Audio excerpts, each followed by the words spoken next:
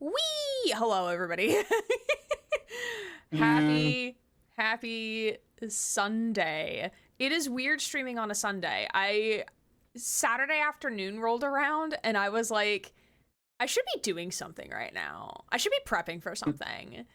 And then turned out like, oh no, because we moved it to make yeah, Grant's life easier. this does make it easier for me compared I'm to glad. Saturday. I'm glad. Which also kind of conveniently worked out because next Saturday I'm going to a local convention. So we were going to have to move that stream anyway.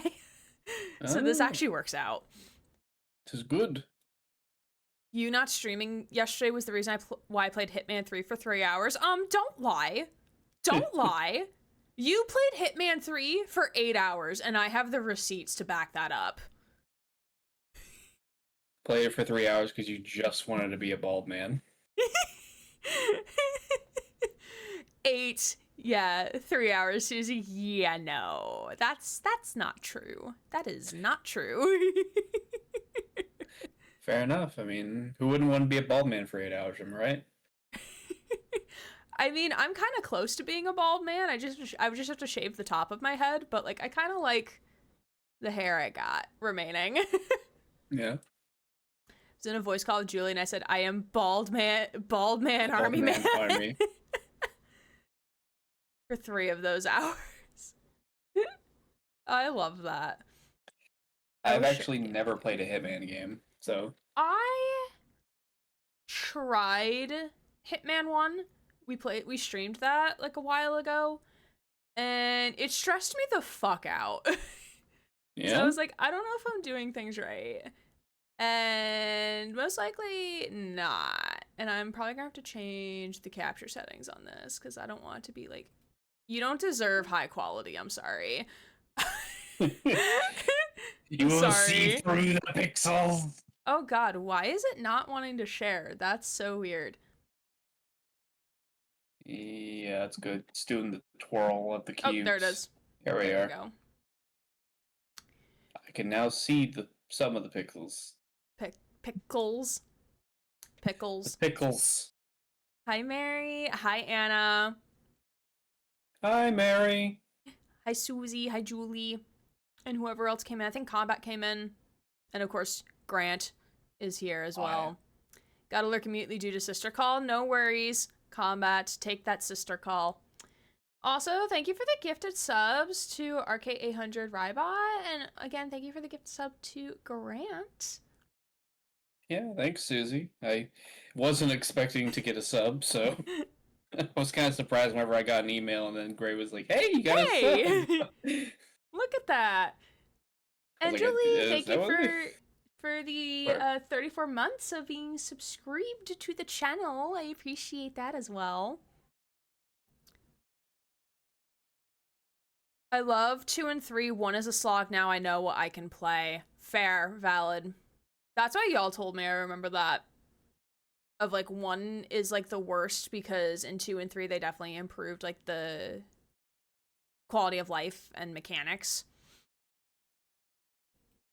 I have come for court and Santa Claus judge. I heard. Hey, Gothics. I also did turn Grant down a smidge because I realized when I was clipping my VODs that he was just like a tiny bit loud, even though like on my end, like it's like it was like on the same level of like mic volume. So like I just turned him down like a smidge. So hopefully that will be better. And I know there's no game audio right now. I have the music turned off because there's no way to like, you know, slide down game volume and slide it back up. It's got on and off. Nothing else. No in between. There is either on or either off. Correct. Also, it can sometimes be kind of intense, so I get that. Yeah, because it's on loop. It doesn't die down for a little bit. No different than me jumping into Psycho Stream and instantly getting a gifted sub by the streamer. That was so funny when you messaged me. I'm like, wait, what? Hi, Leshy. How are you? Good to see you. Happy Sunday. So we are going to see Vampire Daddy. Yes, we will do a game recap once we get over there, but we are going to see Vampire Daddy. He is still currently on the stand. So we will... He has no leggy. No leggy yet. Potted. No, like, extra superfluous animations, which I'm hoping like he somehow like wheeled over a wine bar that's next to him so he can still have his wine, because brother deserves his wine. If any time he needs a sippy whippy of the glass of wine, it is right now. Sippy while whippy. he's on the stand. He needs a sippy cup of wine. A little sippy cup. Right now I'm doing okay, could be better, but I just started rewatching the Justice League cartoon, so that was nice. However, I'm also currently ill, and I found out yesterday it's with COVID. Oh no, I'm so sorry, Leshy. Hopefully you feel better soon. Take care of yourself, my friend. Wait, I want a sippy cup of wine. I mean, you are a grown-ass adult. You can do what you want, Susie, including microwave your fucking salads, because you're a criminal. Microwaving salads. That's something you can do, yeah. Oh, you haven't heard yet about that crime. So, Miss Susie the Nose, we call you up to the witness stand. Susie does not like quote-unquote raw cheese. So, aka, like, cheese that is, like, fresh out of, like, the fridge. Just, like, cheese. I thought you were going to say she hates cold salads. No, she does not like not melted cheese. So, apparently, in the UK, the only way to get a pre-made salad is it's already, it's not like you get, like, a salad that has, like, the different components. Like, there's the lettuce, and then in a different, like, mini container, there's, like chicken, and then the cheese, and then, like, the carrots. Like, it's all mixed in already in the salad. So because she does not like the not melted cheese, she has to microwave the entire salad to melt the cheese. Oh, gotcha. So she had to put it in this so that she could actually melt it. Okay. Right. Because it's already pre-mixed in. This is also a pasta salad, so, like, no lettuce or with lettuce. Because heated pasta salad I will fuck with, depending on my mood. I will fuck with a heated pasta salad. Because sometimes I just want it warm. Like, depending on, like, the tanginess of the salad, I'm like, ugh, I need it warm. Hi, Goosetown. Goose to see you. As you always say to me on your channel. Can we get a shout out for Goosetown, please? He's a wonderful friend of the channel. I hope you're doing well. Good to see you. I hope so too. The symptoms are far more minor now, but it sucks having to be stuck at home until I not only feel better, but test negative. That's fair. Yeah. Though, if I, like, God forbid, knock on, well, that's my desk is carbonite. Knock on wood, that's on my phone case. If I were to ever get sick again, Susie, thank you for the gift of sub to microwave salad. Thanks. Are you telling me? Thanks? Okay. I love your shirt. Thank you. It is Cult of the Lamb themed. I think I got this at PAX West last year. I really, really like it. It's got, like, a full design on it. But I also like the tie-dye. I don't think I would have gotten it if it was just straight black or red. The tie-dye really makes it, I feel. It's from Fangamer. Fangamer had, like, a big booth. It was so cool. I enjoy Cult of the Lamb myself. I've actually played that. Yeah, it's a fun game. It's a fun game.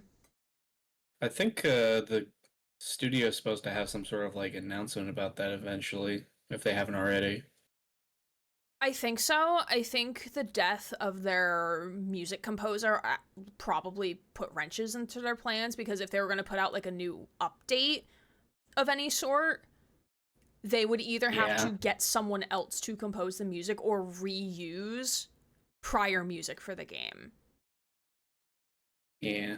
Because, like, all of the expansions that they had so far, they all had new music associated with them. So if they wanted to do another expansion, they were probably thinking of doing new music, but because Riverboy passed away, they couldn't. They probably had to delay an announcement at the very least until they figured that out.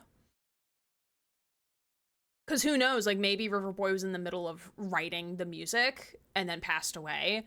So it's like, well, do we use the music they were already writing and then just have someone else finish it? Or do we just completely scrap it and have someone else entirely write the music from here on out? But River Boy's style was really, really good. They really captured the essence of the game and music. It's really well done. I'm gonna scroll up in chat to make sure I don't miss anything. Does she also not like cold salads? I don't know. I don't know if it's just the cheese or just the lettuce, or like if there was no cheese in the salad, if she would still heat up the salad. I don't know. I don't like cheese except on pizza. That is valid. That is very valid. That reminds me, I need to go microwave some tea in retaliation. Also, I've never heard a pasta salad having lettuce before in it. Like, usually the pasta is the base of and then you just a pasta add salad, stuff. and then you add stuff to it, but usually not a leafy green. I guess maybe if you like shred it into pieces, maybe. Shredded pieces, sure, but like not like full like leaves of salad or spinach or whatever the leafy green's gonna be. Sounds like it'd be hard to eat. Yeah. Glad to hear you're doing well, Goose. You telling me we have some goosing around in chat? That is exactly what I'm telling you, Mary. That's exactly what I'm telling you. Goosing around. Teehee. Because we have Goose Town in chat. Ha ha ha ha. Mm. I saw some Cult of the Lamb cosplays last weekend. Ooh, very nice. I have to decide what I'm cosplaying as this weekend for the local convention. I most likely am going to pull out Trickster again, just because I could go as V from Cyberpunk, but leather jacket in 90-degree heat inside of a convention center? No, not the vibe. Not the vibe. At least it's over 100 degrees here. God, yeah. Well, we have a hurricane coming named Aaron. Spelled the way I spell it. Coincidentally. So we're doing great, chat. If you're in the path of a hurricane, please take the necessary precautions. If they tell you to evacuate, please actually do that. Don't batter down the hatches. That is not a good idea.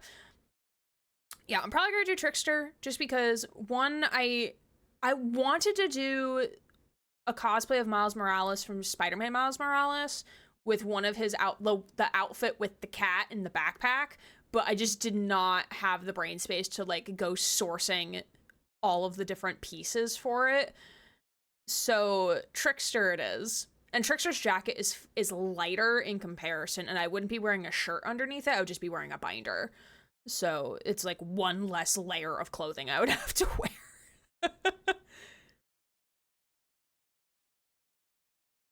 What were you saying about if you were to get sick again? Well, if I were to get sick again, like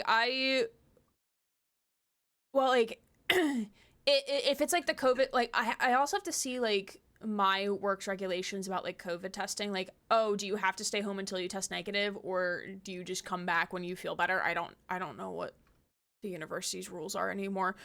But if they're like, oh yeah, you can't come back until you test negative, like I would be milking the fuck out of that in terms of like, oh yeah, great, I get to work remote instead of coming in for 3 days this week. Fuck yeah. I remember that mine was supposed to be essentially like get tested, and then once you know if you're false, you're positive or negative. If you're negative, come in. If you're positive, then stay home. Or at least that's what it was. It used to be for us. I don't know if they changed it since it's been like 5 years removed from the initial pandemic. Yeah, it might have changed since then. I just remember my supervisor got really mad because I had to wait for it. I hate warm or hot lettuce. That is fair. That is very fair. I also get uncomfy with hot lettuce. I upload a picture of my crimes to Discord. How dare you? I can delete that, you know. All the crimes. Lettuce and pasta salad. I've never heard of that. It sounds like that would get soggy. Yeah, it does sound like it would get soggy after a while. Also, yes, so there is a link in the chat for a pre-order that I'm doing on my Etsy store of a custom colored pendant necklace. This is to repurpose all of my fucking diamond painting beads that I have left over from when I complete these things. So feel free to order one or 10 or however many you want. They could be in any color, pending that I have the color, but I would communicate with you if I didn't have it. Or if you want them themed after something specific, I can do that too. Almost silence for the cosplayers who go all out with the hot full body costumes, who die for their commitment in the sweltering heat. Amen to them. Like, God bless them. For real. Like, to be fair, like, They even die for their art. Yes. Or like for like furry conventions, when they're wearing like the full body suit like all day, I'm like, how are you not dead on the ground right now? Like, are you just like literally built different? Like But like, even like when I cosplayed V with the leather jacket in February at a convention, like I was sweating so much because like we're walking around, going in between rooms within the convention hall. So like my entire back was like drenched in sweat. Type bodysuits in any type of degrees must be torture. Yeah. I'm glad my job is remote anyway. Oh, that's fair. Yeah. But I had to take Thursday, Friday off, especially Thursday because I had severe body aches and light sensitivity. That's fair. Yeah. Glad you were able to take off and take care of yourself at least. Honestly, very glad I haven't got COVID yet. Knocks on wood. You have gotten food poisoning though, Grant. I got food poisoning during the middle of summer, and I feel like I have not recovered, like, work-wise. I feel like I'm still playing catch-up. Yeah, it's the thing is, it feels like it lasts for like ever. Oh yeah. When it happens.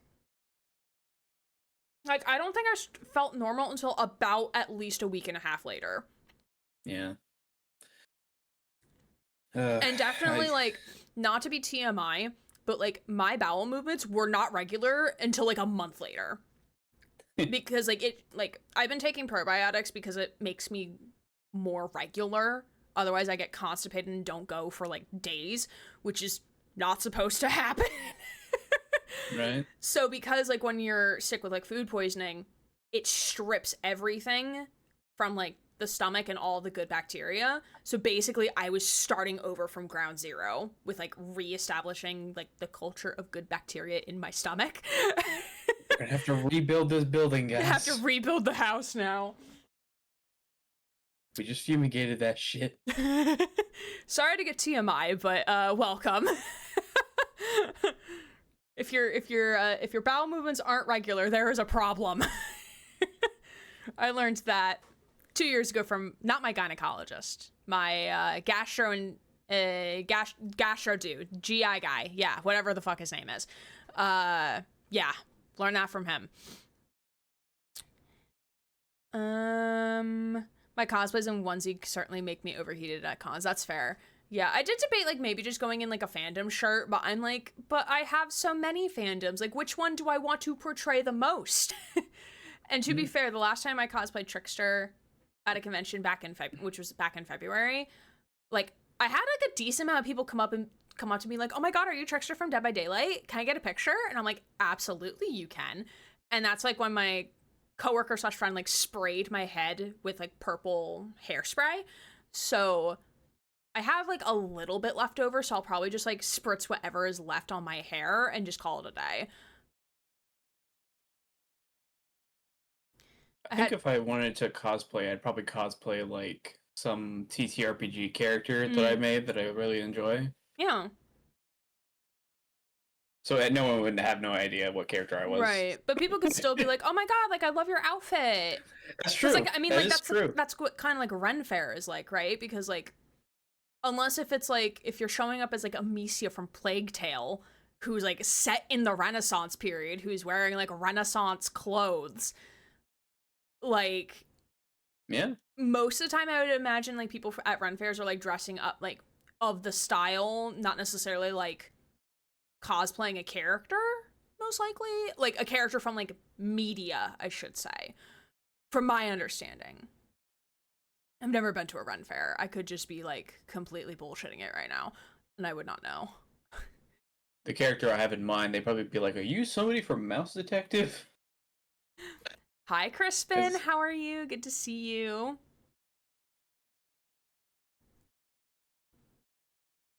I had COVID back in 2022 and I was on my period at the time. It was torture. I can imagine that. dress I wore for my Rose cosplay made me sweat a lot somehow, even if I factor in the humidity shift for me. Yeah, and like Seattle wasn't that bad. Like it was like even if you were going from like a dry heat to like a moist heat, for the lack of a better word, like it was still like not like 100 degrees outside. So it was probably because we did a lot of walking, because we were walking like to and from the hotel and stuff. That might be why. Second time I caught COVID. First time was in December 2023. I only know of one time officially that I caught COVID. Worst part is when you get sick to your stomach and you're afraid to eat anything even when the nausea passes because you don't know if you can trust your body. Yeah.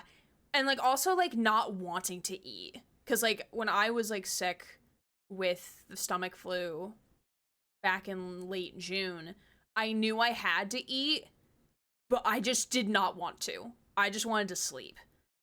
But like I had to force myself to eat something, so like most of that week of food like was just like half eaten stuff. Like I made like a bowl of ramen, like just like standard chicken flavor ramen, nothing fancy in it, and I ate like maybe a third before I called it quits. To be honest, I wish it was winter now, because it's one thing to be sick during winter, but during the summer I'm missing out on the nice fucking weather. I mean, it has been hot and gross outside. To be fair, I live in a swamp. The DC metro area is a fucking swamp. We're built on a swamp. And it shows when the humidity comes out. So, like, right now, I would be happy to be inside in my air-conditioned terrarium and just exist.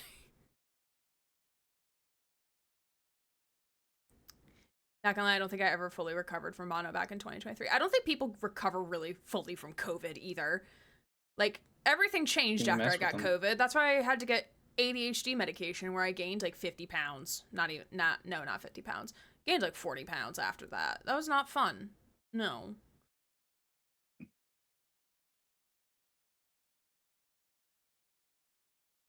I wore fandom shirts at an out-of-town con in May. I'm glad my cosplays don't need hair alterations. I mean, like, I could technically not dye my hair or, like, spray it a color, but I want to. I want to. I like doing that when it actually cooperates. But it still took me, like, I had to wash my hair, like, 4 times to get all the color out. It was so much. My walls were, like, a pinkish purple in the shower. People be making near realistic sets of armor to cosplay the Chief to go meet Steve Downs and Jen Taylor at cons. I mean, that is true dedication. I love that.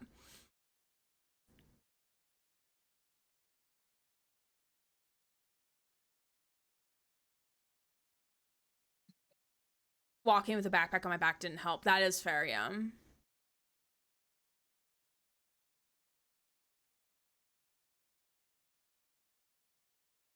Live in Washington, D.C. I don't live in D.C. proper. I live within the D.C. metro area. So, like, D.C. and surrounding locations. I do not live in D.C. proper.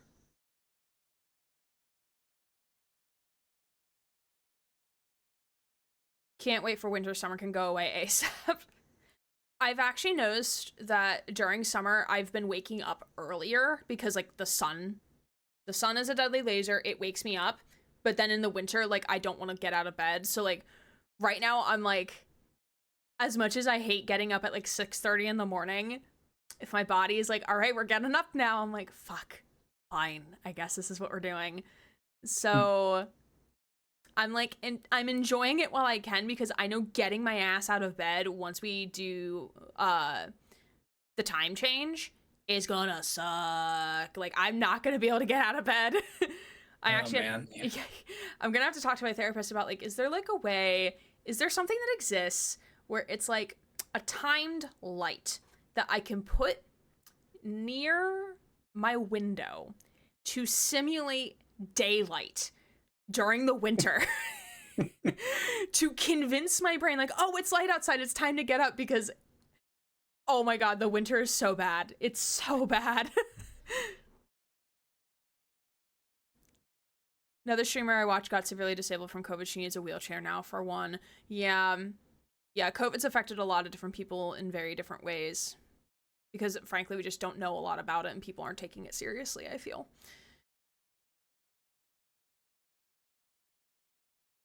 I like hiding away my body in layers of clothing. I mean, yes. I mean, well, during the winter, like, I'll shut my door to my office and I'll light a candle, and then the residual heat of my PC usually keeps this room fairly warm in comparison to the rest of my apartment.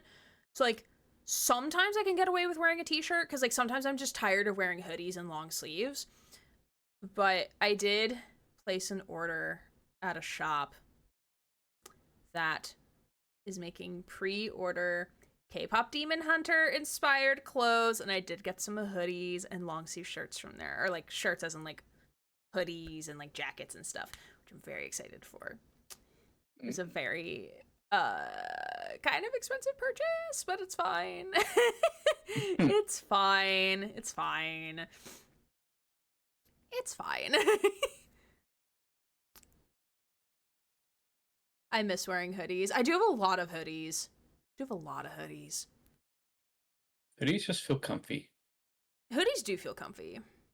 Great being financially responsible, I see. Hey, listen, I did consult my budgeting app, and I did have extra money, not necessarily laying around, but I looked at my finances and I'm like, oh shit, I have this much money in my secondary bank account? Oh, okay, that's fine.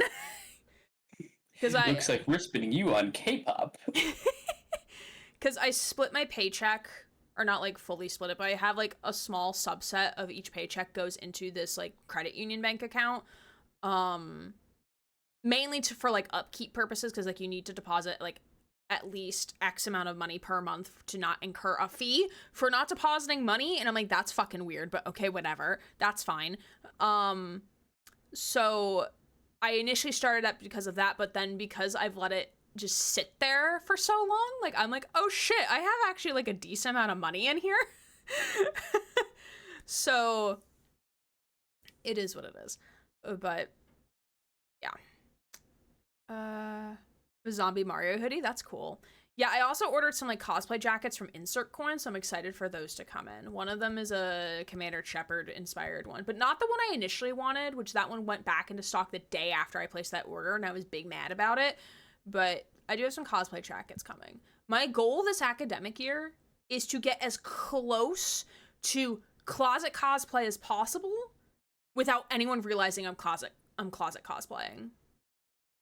Like, even if it's like full out cosplay, but no one realizes it because it looks like a normal everyday outfit, and then no one understands, like, oh, you're cosplaying as Max Caulfield from Life is Strange, but no one recognizes it. That is the goal. I have 150 pounds worth of K-pop Demon Hunter merch in a basket on the Netflix store. Yeah, Etsy is gonna hear my name soon enough in September when I place another merch order.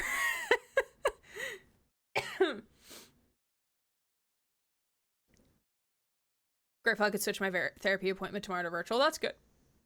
Can I just say your hair is on point today? Thank you. I flipped it over to my other side that I don't normally flip it to because it was not gonna stay up right in the center of my head.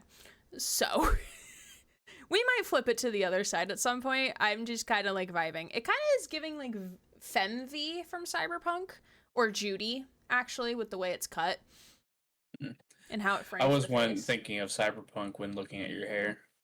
I mean, that's actually part of the reason why we cut my hair this way, because like when we initially did the full under, I'm like, oh yeah, like I could style this in like 4 different ways, which I was like very happy about. Very first Life is Strange cosplayer I saw was a Victoria Chase one at the LAS panel after the final episode of season 1 came out. Hard to believe that was over a decade ago now. Hey, don't say that. You're making me feel old. I played Life is Strange in high school.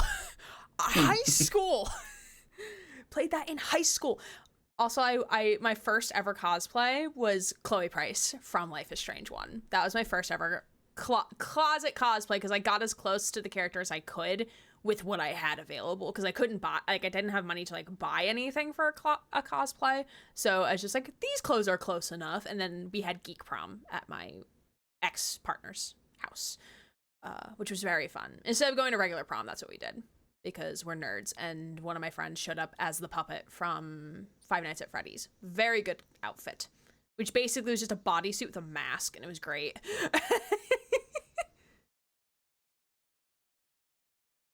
Love and look, to be honest, thank you. Played Life is Strange 4 years ago after high school. That's fair. I wanted to cosplay Max for a while, even went out of my way to get the same Polaroid as her. I want a Polaroid camera, and like I would get a Polaroid if it's her camera. 2 years, I'll reach the 20th anniversary for the first time I ever played Halo. Oh, I love that. Oh, I love that. Look at you. Mary being our wisdom and knowledge about Halo. I haven't figured out how to work the Polaroid, though. Yeah, we had an event at work for our accepted students, and I somehow got tasked with manning the Polaroid camera. Even though I was supposed to be there to be like, hey, you put down your deposit? Great. This is how orientation works. I somehow got in charge of the Polaroid camera because people did not know how to use it, and they also needed someone to actually take the photo. So that was fun. So I learned how that day. I feel myself growing older just thinking about that. I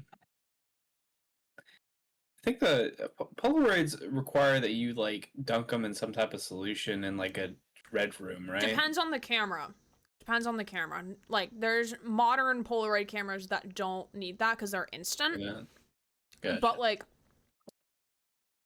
older Polaroids or specific Polaroid camera does require that because you have to be like in the dark room. And like it has to be dark, and you have to dip it in the solution to get the actual image to produce. Yeah, and then you just like put it up on these little pins. I remember because I'm pretty sure that was something that happened in like Iron Giant, and I was like, this is weird. I've been in a dark room once because I was giving a student a tour during undergrad, and they were going to be a photography student within the art department. So I took them to the photo lab. And the tech who was working, I was like, oh, hey, like, I'm a tour guide. I was just showing this prospective student the photo lab. And they're like, there's no one else here. Do you want to see the dark room? So they brought us into the dark room to, like, look around real quick before leaving. So that was, like, my one and only time I've been in a dark room. It was really, really cool. Because, like, the way this dark room at the university worked was, it was like a snake winding hallway. So like the outside room could still be with lights on, but like the exterior light wouldn't get into the dark room. So it was like a longish hallway to get into the dark room. Polaroids by definition develop practically immediately. That's what makes them different than most analog cameras. When I was in high school, I took photography courses that involved a dark room. I don't know if my high school had a dark room. I don't know. Could be wrong, though. All right, we are gonna pivot because we have been yapping for a while, and I love it. I love yapping, though I do want to make sure that we're being mindful of time. Yeah. And why we're here. We're here to defend our client, Beric van Zieks, aka Vampire Daddy, the love of our lives, the love of chat. I hear the dark room and my mind goes to Life is Strange. No, fair, because it's chapter 4, which was like the best chapter, I would argue, of Life is Strange 1. Just because of like the dark room stuff itself, and also like the big reveals and whatnot. Also, chapter 5 kind of like was not very well done in my opinion, in my humble opinion. My friend was a photography student and I was in IT. Both photography and IT were in the same building. When I had free time and they were in the dark room, I was able to come in and stay there a while. I remember that smell. It's kind of like when you're working as like a mortician, like the formaldehyde or whatever chemicals they use, it just does not leave. Does not leave. It permeates everything. But we are here. We are in Game 2, Trial 4. Trial Part 1. So Von Zieks is currently on trial for... He's been accused of murdering the detective of the game, not Sholmes. Even though some of us probably wish it was Sholmes, it is not Sholmes. Sholmes is, for better or worse, alive and well. I hope he's able to make up for his misgivings. I hope so. We're still kind of mad at him for a lot of reasons, but he is currently on trial for allegedly killing Gregson, who's the detective of the Scotland Yard. And we just finished our cross-examination of his testimony, which was basically just like pressing every statement to see like, hey, can you tell us more about what you just said? And we stopped when our childhood bestie, Kazuma, who magically regained his memory like a week ago in game time. Not magically, like there's reasons behind it, but still magically in a way. I think it's the emotional state. Yeah, emotional state of whatever. He is now playing the prosecutor. So Von Zieks was the prosecutor of this courtroom. He's currently on trial, so he can't prosecute himself, obviously. So it's basically a battle. I find myself not guilty. Yes. Yes. So he's basically prosecuting against us, and there's been hints of him wanting to help us. Not necessarily because, like, I don't think he wants a guilty verdict for Von Zieks, but trying to figure out what the truth is, but in the way that the prosecution can help. Because he doesn't want to be, like, overtly like, no, Riono, you have to do this, this, and this. Like, he has to still act like a prosecutor while still helping us trying to uncover the truth, essentially. So, I think with him as a prosecutor, essentially, he will be able to find information that we wouldn't be able to access otherwise. Right. Because of the other guy that put him in charge. Clock Tower dude. Yeah. I cannot remember his name. Strongheart. Reinhardt. Yeah, Strongheart. Mm-hmm.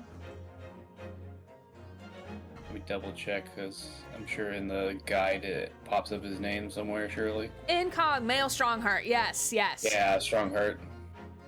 Incog, how are you? Good to see you. Infinite fish and chips man, may he rest in peace. May he rest in pieces, and may he have He was one day chips. to retirement. Yeah, he was gonna go to France. And then life had other things happen. Life said, how dare you wear red hair?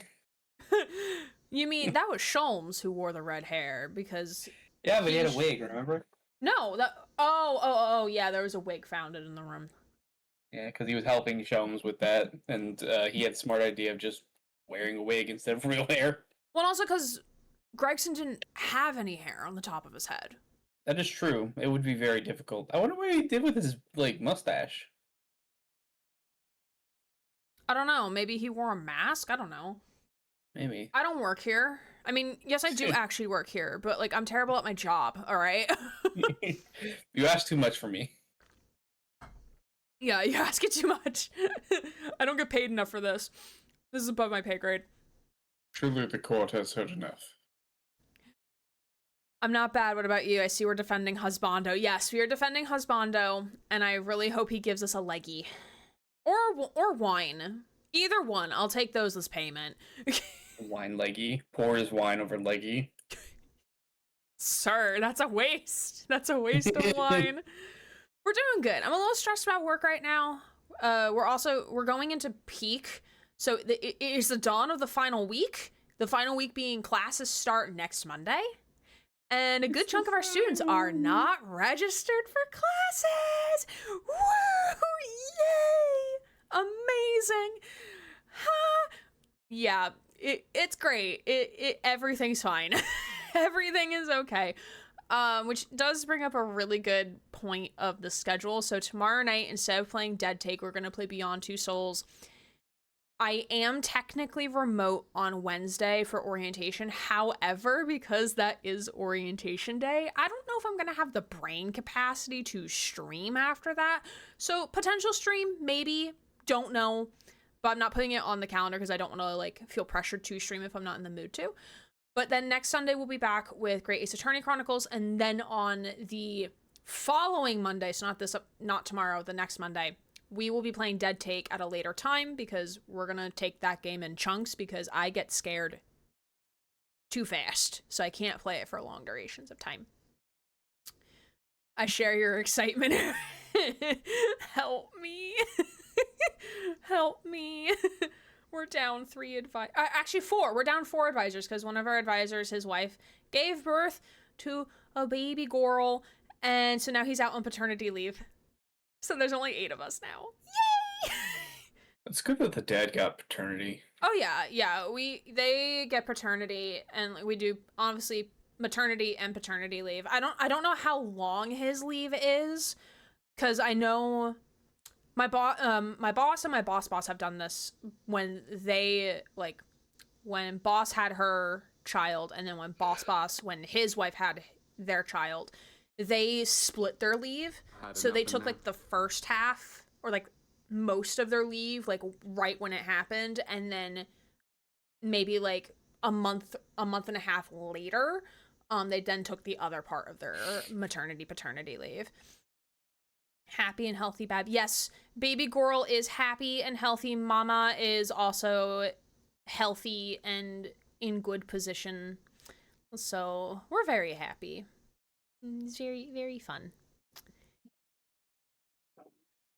Hey Combat, welcome back. You didn't miss anything. We literally just read the line on screen and that was it. That was it. All right. Exclamation mark, because he can't, he does not possess the brain cell, because you know where the brain cell is? On my desk. Right. This is his brain cell, okay? This is his brain cell, much like my brain cell. This is his brain cell. This is your brain on drugs. Any questions? This is what his brain cell sounds like. It squeak. Sister's good. I am well as well, and fully moved all the way to Connecticut. Yay! Glad the move went well. Are you done unpacking, or are you still unpacking all of your shit?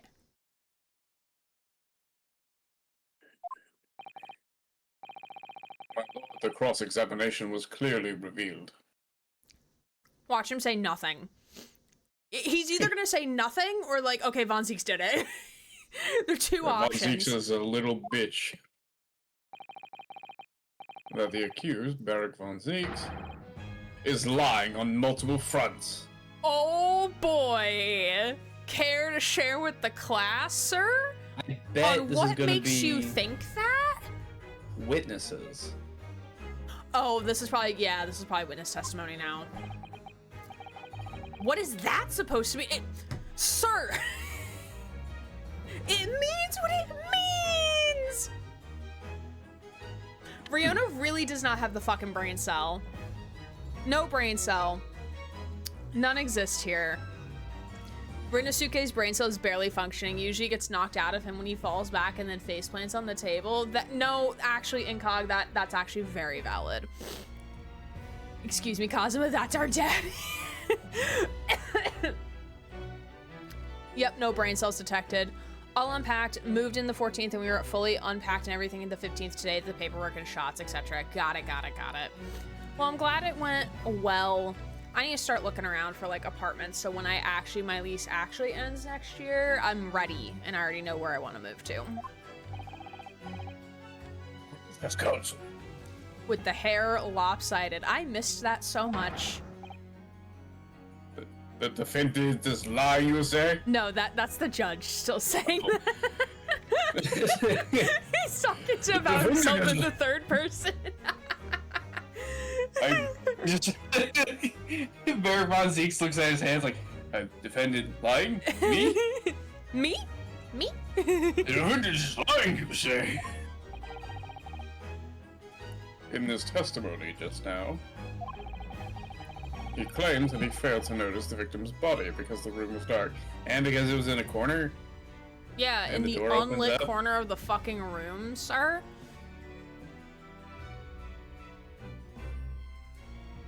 They're 100% in a polycule, and Barrick doesn't know it. Cosmo's just jealous we replaced him for Von Zieks. He wants to be the daddy, but he can't be. Well, he's been gone for too long, you know? We thought he was dead. Thanks, Sholmes. We're still mad at him about that, by the way. How can you top if I think you're dead? The area is beautiful. Only issue is no AC and lots of spiders. Oh no. Barrick is the defendant. I didn't see the previous episode of this. Yes, so he has been accused of killing Gregson, so the detective from Scotland Yard. This is trial part 1, so this is where we're hearing his testimony, which Cosma alleges is false, and that he lied on the witness stand, which is always a good sign. I'm very curious on if he's going to bring up any evidence that might contradict that. Right. I wonder if he's going to bring up the candelabrum. That's a good question. I wonder if he's going to argue, like, no, this was lit when this happened. Which, I mean, that's not necessarily, like, proving anything, because you can't prove a time of, like, when the candle went out. You know? That's the hardest thing, I think, is that essentially, how do we prove that the lights of the candle wax melted earlier, but, like, before Zieks got there? Right. Wait, Gregson is dead? Yes. Gregson is dead. Rest in peace. Chipman is gone. We learned that a year and a half ago when we last played this. Yeah. We found out about it, and then we left and was like, yeah, we just couldn't handle it. Yeah, and that's why I went on my streaming hiatus, actually, so it wasn't the game itself, it was just I was burnt out. Yeah. Is the oil lamp on the desk as bright as the sun? Missing the body in a corner is reasonable with the amount of light that would give out? No, Julie, you're right. You're very right on that. You know, must have missed that one too. I mean, to be fair, it's been a year and a half. I honestly forgot who died, and then Grant had to remind me as I was doing research for my PowerPoint presentation I made last week. But you can always check out the prior VODs on the YouTube channel as well if you ever want to catch up on anything. Also for edited content, because guess who finally rendered a finished version of the Alan Wake 2 poorly explained video? This guy. That video is now done. I never have to think about it ever again, because guess who also took a year and a half to finish that video? Me. I took a year and a half to finish that video. That is me. That is me. To immediately replace it with like 3 more videos I want to make. Oh no, the load keeps coming. Yeah, it's bad. It's bad. I got so much backlog. Thank you.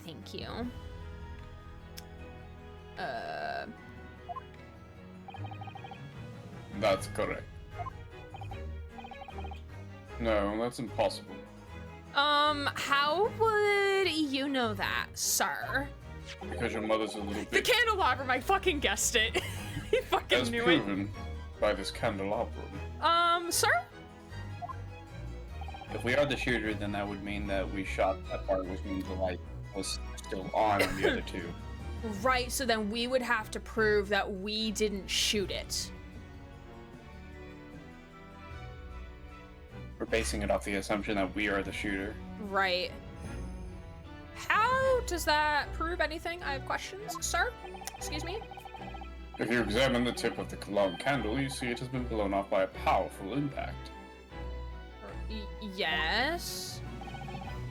One would assume that the projectile from the firearm passed through the victim and struck the candle. One would assume. You know what assuming does? It makes an ass out of you and me, bestie. So maybe let's not do that. It got blown by Genshin Impact. Too soon. Too soon. Nah, he got hit on the brain while dead. I swear, or Sholmes did it. That would be a plot twist. Sholmes shot him? Yeah, that would be a major plot twist. The problem comes when you consider the other 2 candles, which are clearly of a different length. Cool, you can measure things. Did you measure your own dick with that too? Mine is I mean, no. Yes, I can see that only the candle that appears to have been struck by the bullet is long. It's long. What was that other bit? You could reasonably expect someone to have lit all 3 candles together. Shit, it is downpouring outside. Holy fuck. That's a good thing, right? I mean, yes, but my trunk is leaking, so, but there's nothing I can do about that. I did not realize it was gonna thunderstorm today, or like downpour. Which sort, though? Oh, it's a quick cold front. Reasonably expect someone to have lit all 3 candles together. I mean, maybe that's why Gregson was in the fucking corner. Because why else would he be in the corner? I think he was trying to hide. Oh, maybe. Oh, hello. Hi, downpour. You're very pretty. It could be that he was trying to light the candle. He turned around, saw someone come in, that person, like, shot him. Maybe. Which begs the question of why only one has ended up longer than the others. Genetics. If you see me pausing in between statements, it's because I'm eating and I don't want to click on the next statement to not to be one of my lines that I say, but also for me to like choke because the next line is hilarious. So if you see me pausing, that's why. That must be because the particular candle was extinguished when the others were still burning. Yeah, we already figured that. Yes, thank you for putting that into words, sir. Oh. That's right. When the candle was hit by the bullet, it obviously went out. But the other 2 candles would still have been burning, so the fact is... The victim's victim's body would have been illuminated by the light still thrown by the candelabrum. But also, like, that doesn't prove the time, though. Because Von Zieks could have entered long after the shooter did the deed, and the candles could have gone out by that point. So, if I would wager, if they were, because like if they're claiming that Von Zieks shot Mr. Mans, and if someone immediately came to the crime scene within like not even like a few minutes, then the other 2 candles should have been still lit at that point, because it takes a while for a candle to go out. That's what we'll have to ask the witnesses in some roundabout Yeah, we're gonna way. have to ask them, like, hey, was the candelabrum still lit when you got there? Because I'm under the impression that if we believe Von Zieks, which I think we all basically do, Right. then the guy was shot before he got there, which means I personally think he was long dead before like Von Zieks even got there. Oh dang. There's like a mini river out in the parking lot. The rain should clear up soon, though. It's still pretty light outside. This is a fast-moving storm. Yeah, it's already starting to slow down. Sorry, I love storms. Yeah. I love storms. Not when I have to drive in them, though. Because, like, I swear, like, the last 6 weeks, I have driven home one of the days I had to go into the office, and I had to drive through a thunderstorm. Or, like, I was driving into a thunderstorm. It was wild. Very wild. The candles are a deadly laser. Amen. Also, candlelight isn't that bright. Yeah, it's not that bright. Like, if I wanted, like, if I am, like, this room is fairly small at home. If I wanted to, like, fully, like, I mean, 1 candle can probably light it, but not that well. But that room is fairly big.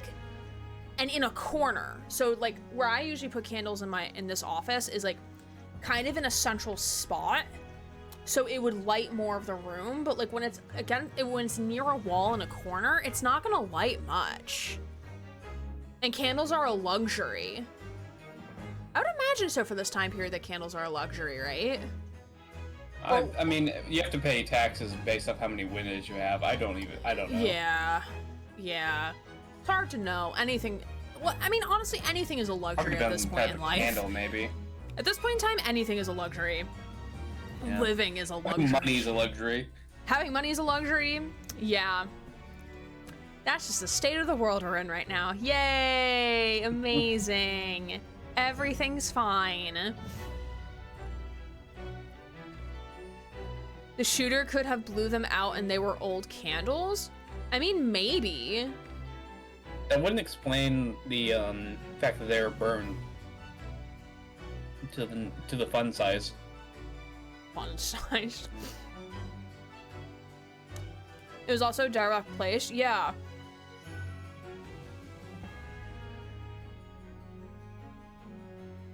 That does raise a really good point, though. Like, maybe, cause like, let's go off of that assumption, right? Like, derelict place, someone doesn't have a lot of money. Why would you burn all 3 candles at once? Like, if you're really pinching pennies, you would probably burn in them one at a time. I mean, I could be very much reaching here. This might not, this point not be even relevant. But like, why would you burn all 3 at once? Wouldn't you burn one at a time? So that you can keep the light longer? Especially if they burn that quickly. You know? Yeah. I mean, it's easy whenever it's not your candles. If we go off the assumption that Gregson did it, it's just like, oh, 3 candles, gonna light them. Kinda dark in here. Exactly. No one is changing those candles. Perhaps reusing them and not changing them out. Maybe, but it still doesn't explain like why the one was still like full, or, like almost full. Most likely because Gregson got shot. And so well, yeah, essentially, but like, why? Like, if someone else was like swapping out the candles, like, or like just reusing them, it makes things more complicated. Cosmo has been stuck with his eyes closed for so long in an epic pose. Yeah, he's just taking a nap. He's fine. I know they will say something eventually. He's just taking a little power nap. Maybe he needed them to heat up his fish and chips. Yeah, they got cold. They got stale in his hand. Gregson's like, Oh, let me light these things so I can give it my little incantation to get my infinite fish and chips. There you go. And the accused claim that he couldn't see the body clearly contradicts those facts. Those are just speculations at best, sir. And to the next lie. There's more? But wait, there's more.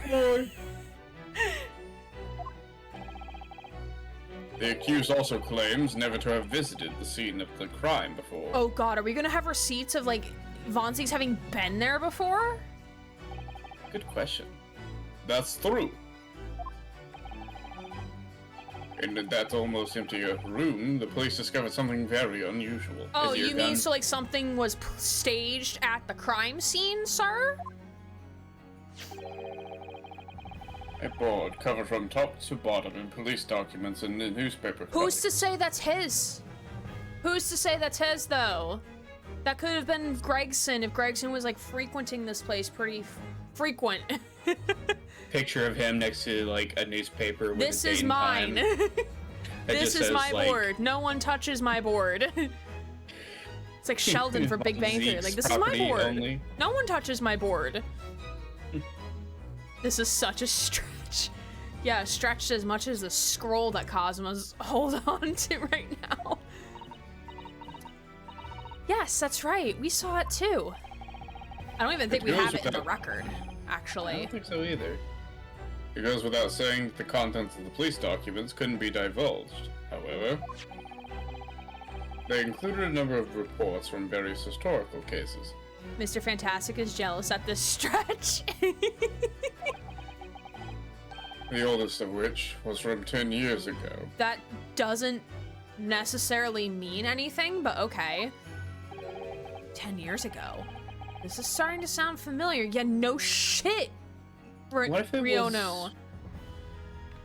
What if this was used for the... If we're going based off what I think, what if it's based off that guy that was the guard?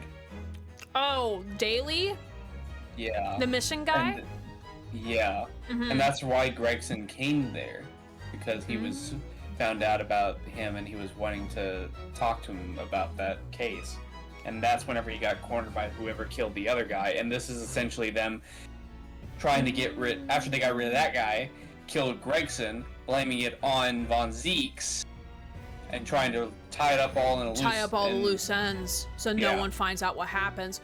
Ooh, you could be right. I like that theory. I like that theory a lot. Getting cornered, instead just eradicating those that are essentially investigating, all in one fell swoop. The question still remains on who was it? And it was obviously Sholmes. Obviously Sholmes. And that's why Von Zieks didn't like him, because he's like, I knew you were going to betray me. You're going to try, you killed Gregson and did it. Why the fuck would someone so regal like Von Zieks use a dilapidated building to conduct something like this? He would have a private room in his house that would be so much more secure. I mean... Pulls candelabrum, opens yes up and a no. hidden bookcase. Like, I feel like if someone, like, let's say Strongheart wanted to subpoena Von Zieks for some reason and have his entire house searched, even if it was like a private room where you, like a secret room where you pull the book and it reveals a room, whatever, they'll probably find it. So like, again, if you think about it, where would Von Zieks not want to, like, was the last place to look? Essentially somewhere where somewhere lives. like where, like, somewhere in the low end of town, not very wealthy, maybe a lot of crime happens there. That would make the most sense for, like, if Von Zieks was using this place as like a hideout, not like necessarily for like crimes and stuff, but like to have like his investigative stuff towards this case, that would make the most sense, because I feel like it would be the most protected from outsiders, because no one's gonna think that Von Zieks would go into like the poor area of London, right? Like he may be seen as above that. I still am very curious on how he's going to tie this specifically to Von Zieks, because basically saying that it ties to a case 10 years ago doesn't exactly mean it doesn't necessarily Von mean Zieks. him. Right. So I'm very curious. Because there's other on how people involved in that case. Daly Yeah. being one of them. I mean, it's a good motivation, which I'm sure he's going to go with if, like, he's, I think, going to say that he was here investigating. Perhaps Gregson came in and was going to try and was like trying to talk to him or trying to stop him, and Von Zieks saw that as a threat and decided to kill him. Right. That's what I think the argument's going to be. Right. A guy you're stretching further than a guy stretching out candy on a hook. Sholmes 100% did everything. Yeah. Alright. Hey. And there is a common thread linking all the documents on that board. The more I think about it, the more I'm really wondering if Sholmes actually did it, because Like, legit. yeah, like legit. Not even as a joke anymore. If you think about it, like, he had the red hair, so he was helping Sholmes during that case, and if he was going to bring a guy that he thought that he could trust into such a delicate situation, would it not be Sholmes, if you think about it, other than Renosuke Right, because, like, himself? even though, like, they get annoyed with one another, like, or, like, Gregson gets trusts annoyed Sholmes. with Sholmes more than vice versa. Like, you can't argue that, like, well, most of the times that we've encountered him, he's terrible at his job. But Sholmes. any other time when we're not involved, Sholmes is great at his job. Didn't Sholmes also say he had something going on at the Red Hair Club? He did. That's why he dyed his hair red, along with every other hair on his body, which we didn't need to know that information, but now we do. I'm just, like, in my head thinking, like, he already knows some of the information that Gregson was only privy to, which included the whole Watson thing, and it seems like he knows something about government secrets that he shouldn't know. I mean, he I don't knew know Cosima was alive, Right. and, So like, he it's kept not that like from us. So, like, I wonder if there's gonna be, like, maybe in the final trial, if Sholmes is not the cause here, I wonder if there's gonna be something where Sholmes is revealed to be, like, an agent for the government or some shit. I am the government. I am the king. He is the royal majesty. He is the queen He is the herself in disguise. Tears off mask. It was I, Queen Victoria. I was Shams the whole time! Indeed. What is this common thread, Counsel? They all relate to cases persecuted in court by Varric von Zieks. Well, that could also be, like, okay, like, that could also be because of trying to figure out the Reaper of the Bailey situation, too. And not just like, oh, like, this is Von Zieks' like track record. Like, he is keeping track of all of his cases because, you know, there's something called a case file, a performance evaluation. Like, you don't need a board in a room. Like, I think maybe Gregson or Sholmes or whomever in the room was trying to keep track of like all of the cases that Von Zieks was involved in to see like what was the thread for those who were acquitted and what happened to them. Like, did they escape? Like, how did they, if they did not escape the Reaper of the Bailey, like, what happened to them? How did that occur, you know? Because, like, I think that's also what we're going to find out during this trial is what is the Reaper of the Bailey? What is that myth? What is it? What is causing it? Because we know it's not Von Zieks. It's someone else. But somebody's doing this. But it's like the myth about Von Zieks. So, and he was their top one until this case, exactly. Yeah, he's a very high-value prosecutor. I don't think the press are the same in this as it would be in modern day. Yeah. I think the government in this very much doesn't give all information. Of course, I think if you're in an active case, you also just don't generally give a lot of info until the prosecution has done its job. Right. Where the fuck is Cosmic getting all this information from? He hasn't been to the crime scene. I mean, he may have. I mean, how many cases have we done and we haven't seen Von Zieks at the crime scene? He may have gone to the crime scene when we went to Von Zieks. I also think that it's most likely more that they get information from police. It's one of those things where it's kind of like Edgeworth generally doesn't go to the crime scenes whenever he's prosecutor because he gets most of his information from police. Mm-hmm. It's why he has like. I mean, that's how lawyers are IRL. Run everywhere. That's how lawyers are IRL. Like, the police do the investigation, and then the prosecuting and defense take what they do from the evidence to prove their side. They'll bring in like once they have all of the evidence from the scene is when they bring in their own experts to prove what happened or like why what the prosecutor is saying didn't happen.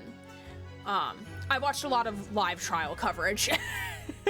Yeah. The Karen Reed case was very interesting because you had someone like arguing because you had like both sides had their own expert witnesses and they're both saying two different things of like, yep, this could have happened, and then someone else saying, no, this could not have happened. It's very interesting.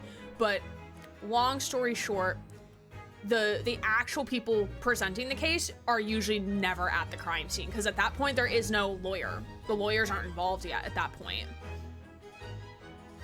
Can confirm I've never been to a crime scene.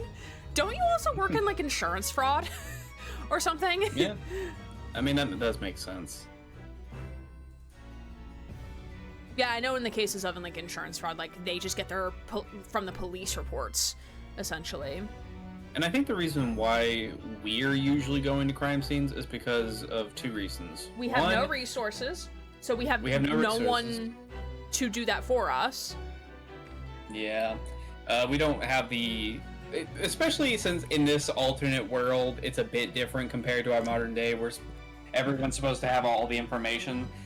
It's presented at trial, the information, so that we can have, like, surprise gotcha moments. Not really how it works, obviously, but that's the information is live trial shown can still as it get happens. Very spicy when you have like a witness testimony and they're like, oh yeah, like this happened, and you're like, what? What do you mean that happened? What do you mean by that? Trials get wild. They can be. It's different compared to like the prosecutor and defense would like always have the information during discovery, so they would already have like a piece of paper that says like I did it, and so they would actually know what it says and wouldn't be surprised whenever it turns out that the blood could have only been made like 2 days ago, something like that. I now work in legal insurance, but I have a full law degree. That's fair. I hope you're doing well, though. Basically, I could become a judge if I wanted, and the state were willing to hire me, but to be honest, at this point, nah. That's fair. That's very fair. I can imagine also being a judge is, like, very hard, because you kind of have to, like, maintain composure, and you have to be the unbiased third party, and you have to maintain the law and the order. Law I think and it would just be order. tiring, have to babysit, like, Right. witnesses and, like, lawyers' egos. Yeah. Because it can get spicy. It can get really heated. And you have to kind of have that poker face. So it's like you can't show anything, really. Poker face. Right.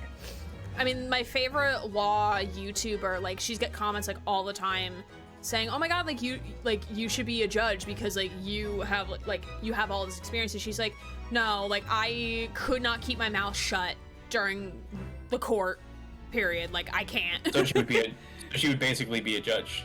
No, in the terms of, like, she wants to commentate on everything. That's why she's, like, does live trial coverage, because she wants to commentate on everything. Like, and again, she has no poker face, so, like, when someone says something in court that's, like, surprise, like, a reveal to the audience, but not necessarily to the lawyers, she's like, what? Like, she's great. I love Emily D. Baker. She's awesome. She's so good. Once saw a video of an angry judge telling a murderer that if the state was death penalty, he'd give the defendant the chair. I mean, that's like during when they're sentencing, reading so the sentencing is yeah. different than the actual trial. Because that's when the judge can actually, like, not let loose, but, like, be a little bit more candid with things. He can explain his reasoning, his thought process about what sentencing is being given, and, like... And, like, based on what was heard, of course. Yeah. He's essentially saying, if I could give you worse, I would. Right. Which is pretty... Yeah, because not every state has death penalty. I think only a few states still have it. I was more saying that because it was more like, oh, it sounds like either the lawyer was really bad or the murderer was just, like, really hoping he would somehow get off. At least in legal insurance, I only have to talk to the idiots on the phone, and that's hard enough. I couldn't be a lawyer or a judge and look at them in the face. That's fair. Because at least over the phone, you can roll your eyes and they won't be able to see you. I think that would be my hardest issue, is if I was ever a lawyer, is I don't generally like talking to strangers, and I kind of think whenever someone's being stupid, it's hard for me to be quiet about it. Yeah, the amount of times, like, I've had a student say something, I'm like, oh no, honey, that's wrong. That's not. Yeah. And I have to like not be like, huh? Like, what the fuck are you talking about right now? Like, I still think that whenever I'm like, as at my current job, like whenever I'm like, I ask if somebody has like an empty trailer that they're bringing in, then I usually like say, where's the load going? Because obviously if they have an empty, then they're here to pick up a load. Right. And then they will look at me and say, no, I was saying it was empty. So, as if I misunderstood that they didn't have a load. It's like, no shit. I know. You're here to pick up one. That load is going somewhere that isn't here. Tell me where it's supposed to be going. The actual trial needs to be at least in appearance impartial on the judge's side, right? And I didn't like myself when I did prosecution. We had to go through several stations before we complete the 2-year practical part of the second exam. You really have to work on yourself to not believe absolutely everyone is a terrible person. That is fair. Student, I don't actually need to take this class. Actually, I mean, I had to tell 2 students on Thursday they were not graduating this semester because they thought they could take a prerequisite with the class that needed the prerequisite. And I'm like, no, you can't do that. And they're like, really? And I'm like, yes, really, you can't do that. So that was fun. Anyway, back to our regular scheduled programming. I do love when we get on tangents, though, but I do want to keep on. You have me here, right? Huh? Yes, that's why you have me here, right? Yes. That's not how prerequisites work. That's not how that works. And the thing was, like, both of them were registered for the class they needed to take in summer, and then they dropped the class in summer, and then still had the requisite course for the fall. So keyword concurrent enrollment, exactly, or we just call it co-requisite, but we're special. All of them? And furthermore, all those cases are ones in which the defendant was acquitted. See what I'm going here? Good lord. Interestingly, none of these defendants are alive today. Pre-K Oh, I see where he's pause. going. Gina is still alive, and she got acquitted. Right, because she was a defendant at one time, right? I'm guessing he's saying all the ones that were on the board are all dead. My guess is that Gina and also the Napone's one that probably weren't on there. Maybe they're also looking at before we had came to Britain as well. Also true, because there was also many that happened when we weren't here. Right. I mean, 10 years worth. Yeah. Because Clint died 10 years ago. And then the Reaper of the Bailey began, trying to clean out the scum from beneath the Empire. They set themselves up for failure at that point, yeah. Santa, please get yourself a wig for Christmas. That is his wig. It's just not My glued wife down gave it to me. properly. Oh, Hairbrain, you thing. he was a character, for sure. I was very charming. Yes, you were, my guy.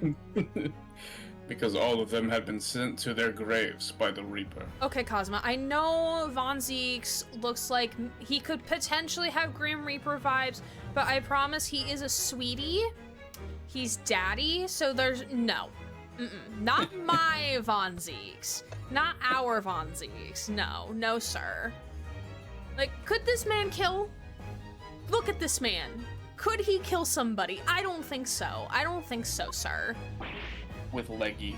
With leggy, yes, can kill with leggy and a wine glass being thrown backwards into your face. Oh no. In short, that dingy little room. Dingy? That dingy little room. Dingy.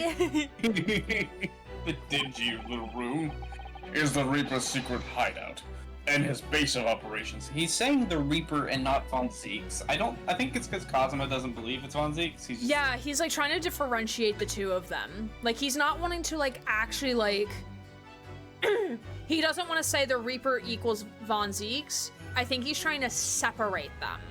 But like the way that he has to, because he can't like outwardly say like, oh, these are not the same people. I think like he's trying to clue us in covertly across the bench that like these two are separate entities. They're not one and the same. It essentially the identity of the Reaper will decide. Right. Conversation he had with us before the trial was a little sus too. I mean, we know Cosima would not have given us the thing that was gonna persuade Von Zieks to work with us if Cosima did not want us in this position right now. I think Cosmo is just putting up this act of like, oh, we're gonna fight it out in court. Like I'm gonna act like the prosecution because I have to. But I don't think Cosmo believes that Von Zieks did this, but he has to for appearance's sake. Otherwise, he'll be taken off as prosecutor. Right. God forbid we'll get like Strongheart or some shit. I don't want to face that man in trial. The Reaper's hideout? And yet the Reaper would claim never to have been to his own secret hideout? But that so just because it's the Reaper's stuff is on the wall, or like Von Zieks, however you want to look at it, doesn't necessarily mean that's his lookout. Maybe he has a secret admirer, or someone else is investigating him, because that can happen. I mean, how many like Reddit theorists are there that like are investigating cases and have like the whole map with the strings and shit like that, and they're not that person? Yeah. Also, why would Von Zieks have that on the board? Why would he do that? What would be his reasoning for that? His reasoning to having the defendants that are dead on the board? Yeah. Because he thinks that they're criminals and they got away with it. But why wouldn't he have that at his own work office, though? Because it looks very suspicious if people die and then you have this big board saying, like, people that have gotten away, be here. He also has to put on a show for the trial to make it look like he's doing his job. Yeah, exactly. Is there at least with ties that proof that Von Zieks is paying for the property and the window tax, perchance? My guess is that it's a dilapidated place that no one's supposed to be in the first place. Oh, maybe. So it's like, essentially, it's like supposed to be it's a like secret condemned. hideaway. Yeah. Yeah. No one would believe that. No, the truth is we've been looking at this backwards. Backwards how? Backwards? Explain, counsel. Inspector Gregson was investigating the identity of the Reaper. When he discovered the location of the man's secret hideout, he was killed. As I'm sure everyone can imagine, by the Reaper's hand. Okay, the music stopped, so I'm gonna put us in a 5-minute break here. Right. We were supposed to take a 5-minute break 24 minutes ago, and I kind of forgot about it. So here we are. I want to override this one. Okay, but we are gonna take a 5-minute break. So stand up, stretch, move around, do all the things. And then we'll keep playing for about at least another 2 hours or so. Maybe probably a little longer than that, but we'll see. Excuse me. But we will see you all in 5, so don't forget to do self-care things, and we'll be right back. Hello, Wordy. Welcome in. I got the book, How to Be More Tree. I'm gonna pick one for you. I hope you're doing well. You got Cheez-Its? Ooh, Cheez-Its sound good. Okay. So, I picked a random page. This one says, adapt to your environment, which features the American beech tree. Beech with 2 E's. Ever let life's little nuggets get under your bark? The ancestors of the American beech did. This tree started out in the tropics, where annoying little plants called epiphytes, I think that's how you pronounce it, would try to grow in the cracks of its trunk. So the American beech developed a lovely smooth bark, and the epiphytes were out of luck. Consciously work on developing an even, calm exterior, and you'll find your personal epiphytes will roll right off. Beech. Yes, beech. And this is the art for this one. I know it doesn't autofocus, but there's a little deer thing. Very cool. Thank you for the redeem. Oh, excuse me. All right. We're gonna go back to playing the game. The game. Pretty. Yes, it is very pretty. And he's giving us the objection finger. Like, how dare you? All right. Oak's chest. What? This is where he lost the brain cell, everybody. Look at Von Zieks just standing there. He's so pretty. Order. Very well. I hereby state the current opinion of the court. Tall boy. He is tall. Derek Von Zieks is an outstanding prosecutor who has rendered great service to this country. Damn right. Spit facts. However, it is with deep regret I will concur with the prosecutor Sogi's contention. But I hope I concur. You mean, like, we need more information before we do a conviction, sir? We haven't even talked to the witnesses. That the defendant's testimony exhibits a number of stark inconsistency with the known facts. Objection? These are not known facts, though. This is conjecture. These are assumptions. These are not proven in the court of law. I'm gonna fist fight you, Santa. I don't care if this ends up on the naughty list this year. I'm gonna fight you. All I have done is state the truth as I know it. And I believe this man. Yeah, it's not so easy whenever it feels like everyone's against you, huh? Right. Right. Now he's gonna finally see it from You literally the say defendant's everything is true, perspective. and it looks like you're a liar. Right. Because they can always, because the prosecution. I wonder if this will be the case, like, okay, I'm having a thought here. I wonder, because, like, I keep thinking in my head that, especially now that, like, he's on trial for committing a crime, I don't think he's going to be the final prosecutor. I think it's either going to be Cosmo or Strongheart, or, like, Strongheart is going to be part of the final trial in some way. So I wonder if, like, after this trial, Von Zieks is like, you know what, I'm done being a prosecutor. Like, I can't do this.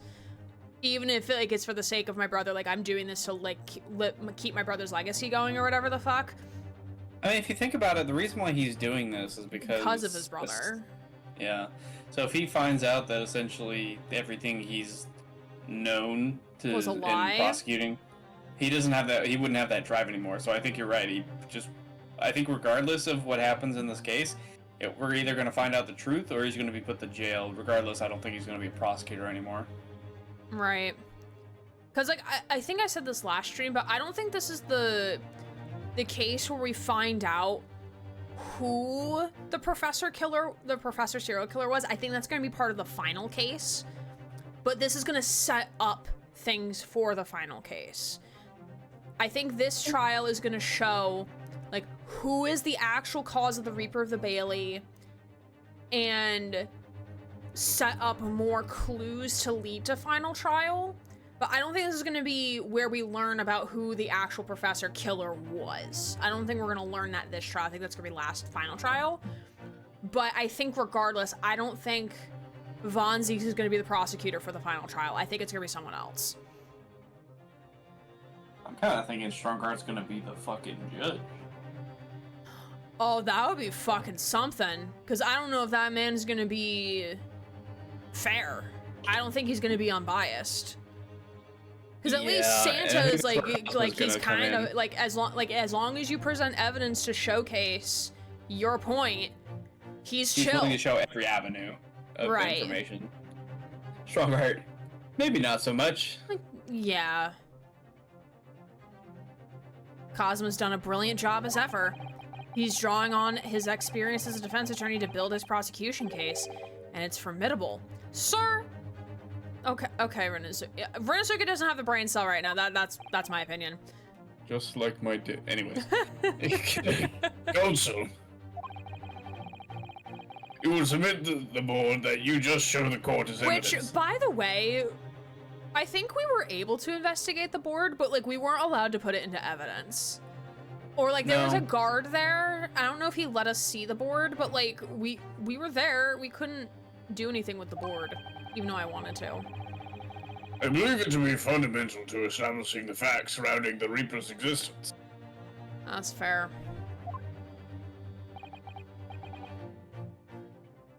Thank you, my lord. Alright, we're gonna take a look at this. Freestanding notice board completely covered in notes and articles relating to the victims of the Reaper of the Bailey.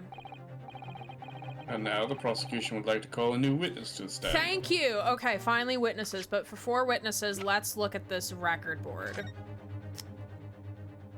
Okay. Wait! What? Bloody hand! Bloody handprint?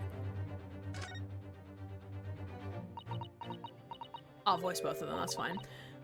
Order, I am out of Cheez-Its! Oh no, that's unfortunate. I'm sorry. I'm sorry for your loss. Okay. Oh, well, what's this? Mr. Naruto, look! Oh, handprint?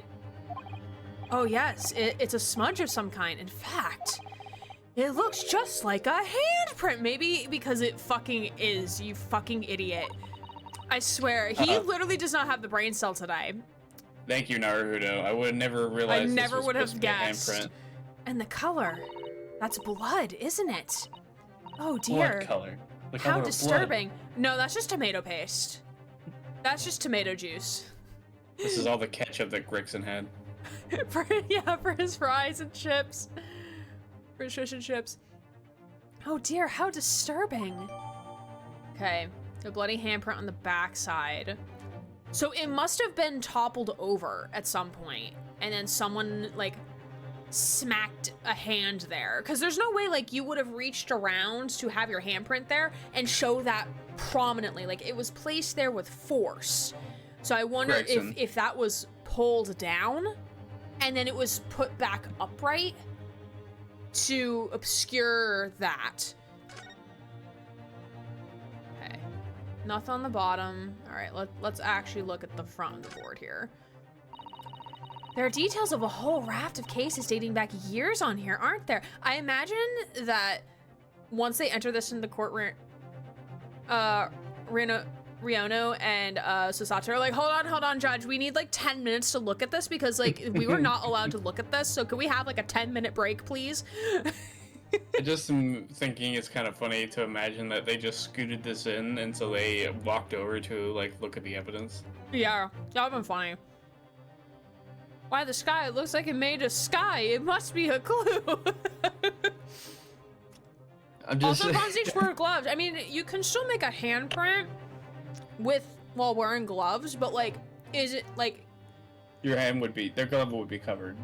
Yeah, so it's not gonna lift any print, but it would leave a hand impression. It would still leave a hand impression, but you wouldn't get like any detail of the hand. So if there's detail of the hand, which I'm not sure if it'll get that deep, then we'll be like, well, Von Zieks wears gloves. Also, his gloves are white. So if they brought him back to the jail cell in whatever he was wearing, if he did it, if that was from the crime scene, the glove would have been red with blood. Yeah. I want Vampire Daddy to touch that hand and see if it matches his. Oh yeah, in terms of size, they could definitely do that. Like, put it like right next to it to like show the size. They could do that too. This paper from 10 years ago is browning with age. Look. Out of interest, the most recent thing appears to be this newspaper cutting here. Oh, it's the same red-headed league advertisement that Mr. Sholmes had picked out. Do you remember? There was a red hairpiece at the scene too. Was Inspector Gregson an exponent of the red-headed league then? Alright, I don't think there's anything else here. Yeah. Yeah, I think that's it.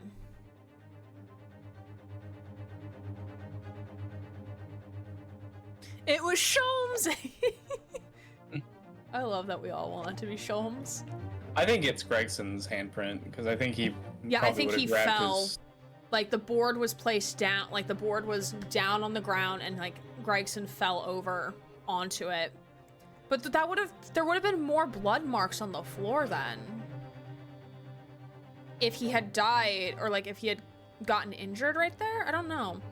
Yeah, an odd position for a handprint. So it's not like someone went behind and just like placed it. It would have had to have been inverted, which is very awkward to do while standing up. It would have had to have been like when the board was flat on the ground, I think. Witnesses who saw events unfold on the day in question. Oh, this is the fun part, everybody. This is the fun part. Let's see who these characters are.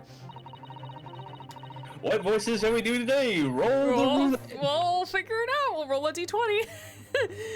They were mentioned in the previous testimony too, if you remember. Yes, the street sellers who heard the gunshot and went running into the room. How much do we want to bet that at least one of these individuals is someone we've seen already in either game? It's gonna be someone we know, probably. Very well, lead the witnesses in. God, how many? Are they gonna be all on the stand with Von Zieks at the same time? That would be kind of funny.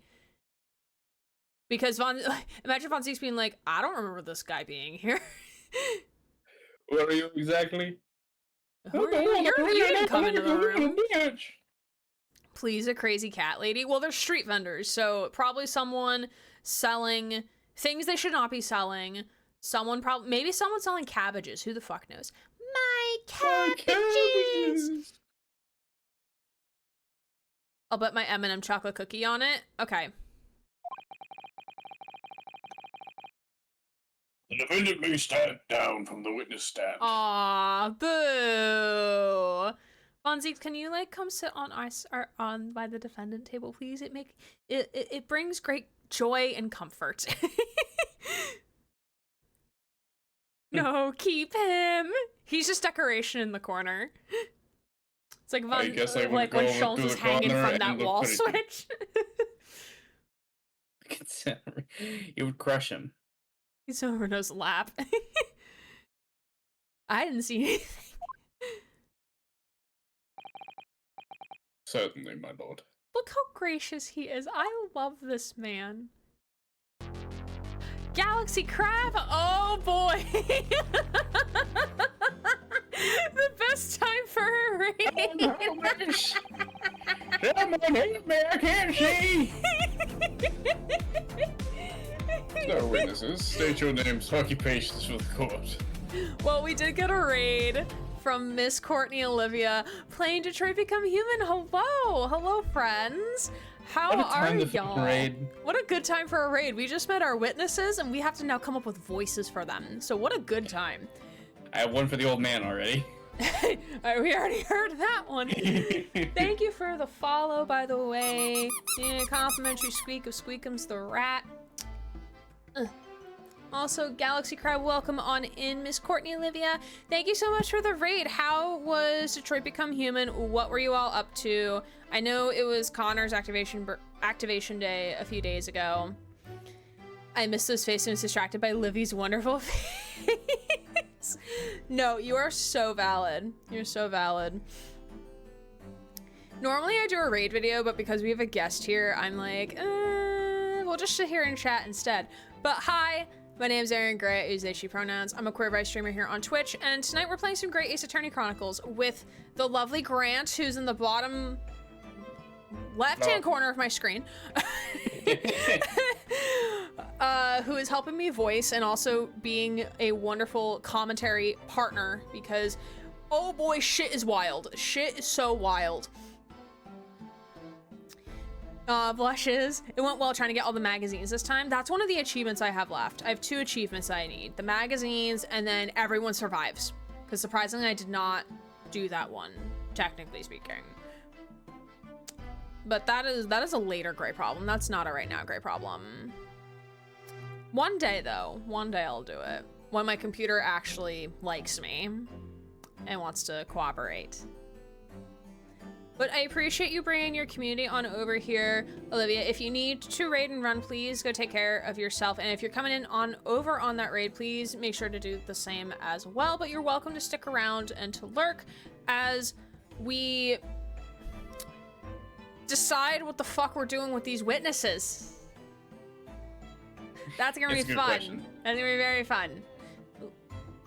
It's a pain because you gotta do the right chapters to unlock the different ones. Oh, that's fair. Yeah. But you got this. You got this. I hope you're well. I appreciate you popping on by, though, and bringing your community and trusting them with us. We promise we'll take very good care of them. Though I can't promise that I can give them a brain cell, because this is the prosecutor. This is not our defense attorney, who we are. But our character does not have a brain cell right now. So, unfortunately, I cannot give y'all a brain cell if y'all are looking for a brain cell. That does not exist at the moment. Honestly, when I found that out, I almost flipped a table, but had fun doing it. Had fun getting the magazines or flipping a table, Susie? Both. Mary, do you have the brain cell today? I mean, I have my brain cell. He's a little cutie patootie. He squeak. A little cutie brain cell. A little ice pop on his head. Both. Ooh, woo. Okay. No one has the brain cell on the weekend. You know what? That is valid. That's very fair. Brain cells are still at work. They're waiting for me to clock back in tomorrow morning, and I'm like, I don't want to. I don't want to do that, though. Do I have to? Do I have to do that? But I appreciate you all being here. I put it in a hamster ball to let it get some exercise. I love that. I love that so much. All right. Let's jump back in here. Oh, boy. I hate this. I don't know. Would you like me to voice this? Do I know what I would voice for him? I don't know. I'll let you have this one. I already have. Oh yeah, because you got people like to voice. 15. Well, when we had Von Zieks on this end, you had like 3, and I'm like, oh man, he's having a conversation with himself. It's exactly how I felt whenever we were doing the last case in the first Ace Attorney game, because I was voicing the prosecutor, Edgeworth, Judge. and the judge. And they were all 3 talking to each other at some points, and I was like, oh good, boy. I'm talking to myself. I have so many questions. I can voice the old man. so I already many love the questions. voice I have for him, and I can voice the prosecutor and the judge. Wordy and Susie, thank you for the sound redeems. Absolutely not. Simon freaking out on the right. He's an old man. We'll get to him in a second. I guess the only thing I can think of is like some guy with like a list, perhaps. Names? We don't use names. Far too fancy for the likes of us. Yay! Thank you again for the sound routine. Is he Cornish? I don't know. I don't think I could pull off a Cornish accent. I'm not even doing British. I'm just doing Southern at this point because I'm like, I need to differentiate between the 3. Otherwise, they're all gonna sound the same. Because God forbid Gina shows up, then I'm kind of fucked. Imagine like me trying to do like different British accents as a non-British person. I mean, I'll do more British for Miss Little Red Riding Hood over here. Sure. We're just free and easy. Sell what we like, live where we want to live. She looks like one of the protagonists from Ace Attorney versus Phoenix Wright, actually. Kind of. I can give them all vacant stare as they will walk down Fresno and spit a few words into a verse for them. Bro's got a carrot for a nose. It's a beetroot. It's okay, I can't do more than one British accent. I mean, just the 100 fucking pounds. I don't think, I think this is Japanifornia currency. I don't think this is actually like This is actually modern just a British pounds. It's just $1, please. So thing People, 1, thing 2, owners. thing 3? Judge is just like, yes, peasants, my favorite. Would it be right to assuming all 3 of you make your living by selling wares on the street? Except for you, I'm pretty sure you're homeless, which is illegal. Still gotta pay those window taxes though. If you got eyes, you have 2 windows. You have to pay that tax. And if you got glasses, you got 4. Just like me, I have to pay for tax. Santa eats them for breakfast. I eat peasants for breakfast. That's how I gain my power. Is he on his 13th cup of coffee? I think he's on his negative 13th cup of coffee. He probably can't afford it. I think he's on his like 9th life with like some type of insurance man. expectancy. Like he just has arthritis and is old. Hey, everyone calls me gossip. I sell jaunty little titbits. Titbits? I'm near your neck, I am a dude. mature adult.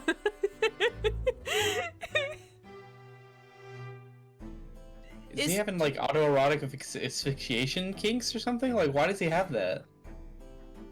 Have what? His little red neck thing. Oh! Well, I wonder, maybe he's part of the crime. Maybe we'll be like, hey, what's going on there? You got a rash? You're the Reaper. You're the Reaper. Is this Daily in disguise? That would actually be kind of funny. What does Daily look like?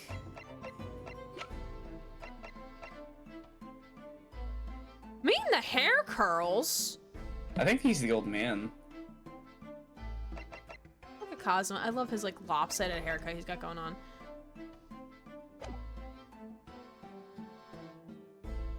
Everyone calls me gossip. I sell jaunty little titbits to passerbys, you know? Can't afford this maturity. Valid. Not in this economy. Jaunty little titbits. Riono's struggling with like British over here. Like, what the fuck does this mean, Sasato? Translate. I've been here for 1 year and I still don't understand anything. Got an absolute smasher for you, sir. Right up your gentle, it is. What the fuck is a gentle, sir?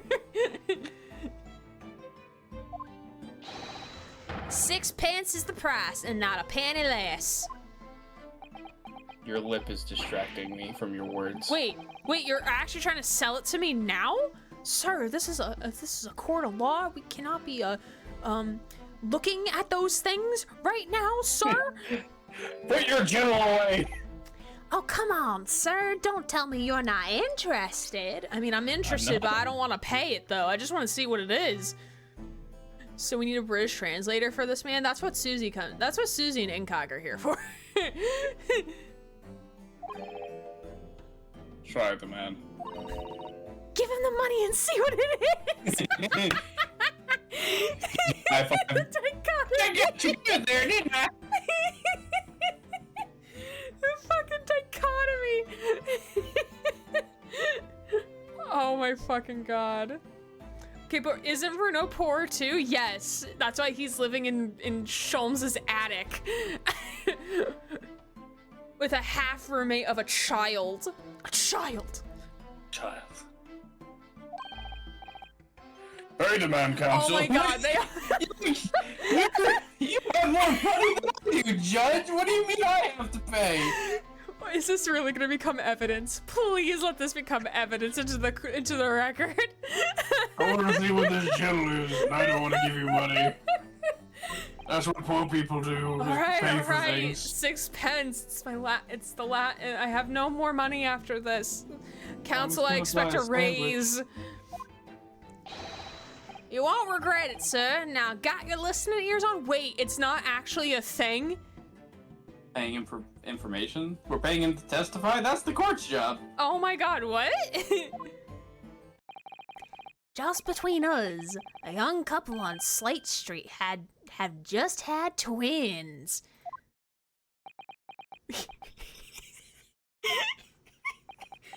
I want my money back. That's why he's called gossip, because it's just selling gossip to people. Are you telling me you're the fucking ghoul on the free side? Is that it? Stop it with the lip, I don't like it. No, that's not it. It's gossip, ain't it? It wants to spread, but that bit's up to you and your mouth, of course. I've got more, want another juicy one? 6 pence a piece it is, if you're curious. He literally is the ghoul outside Freeside. If you give me a cap, I'll tell you some stuff about Freeside. Oh, like the Kings run this place? Like I figured out like the moment I walked in here. Yeah, but like other stuff too. Chat is demanding a refund.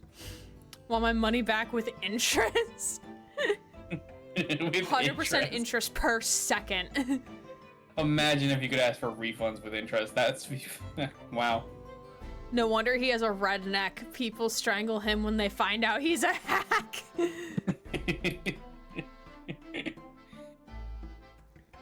Okay, but the technically lied, so a refund is issued. He said it was right up our alley. It is not. I'm expecting an MLM scheme next. Oh my god, wait. That would be so funny if the girl is like MLM shit. That would be so funny. I sell potions, and you can too. I am curious, yes, about what's going on just under that fat bottom lip of yours. It's like Pinocchio. The more lies he tells, his lip gets bigger. Maybe that unusual bruise or whatever that is poking out from under your collar. Ooh, good eyes, good eyes.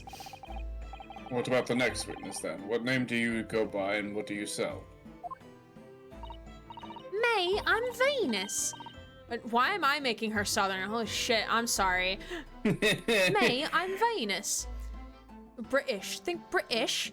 That's what everyone calls me. Funny, isn't it?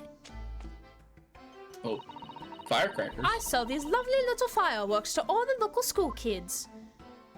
What, you sell these to kids? You light it with her ass? What the fuck? That is one fiery ass.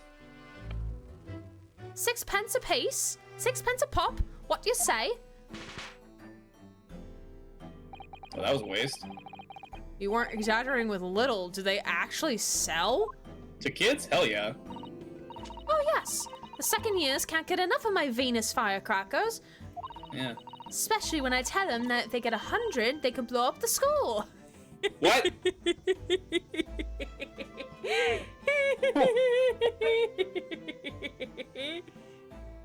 Wait, gunshots were heard and she's selling fireworks. Oh, Julie! Oh, Julie! Julia Rose has the brain cell, everybody. She has the brain cell. I wonder if they would. I mean, it would just have to be one. It wouldn't have to be the whole thing. Right, but it would be right outside because I'm like, there's cracks in those windows, so it's probably easy to be heard.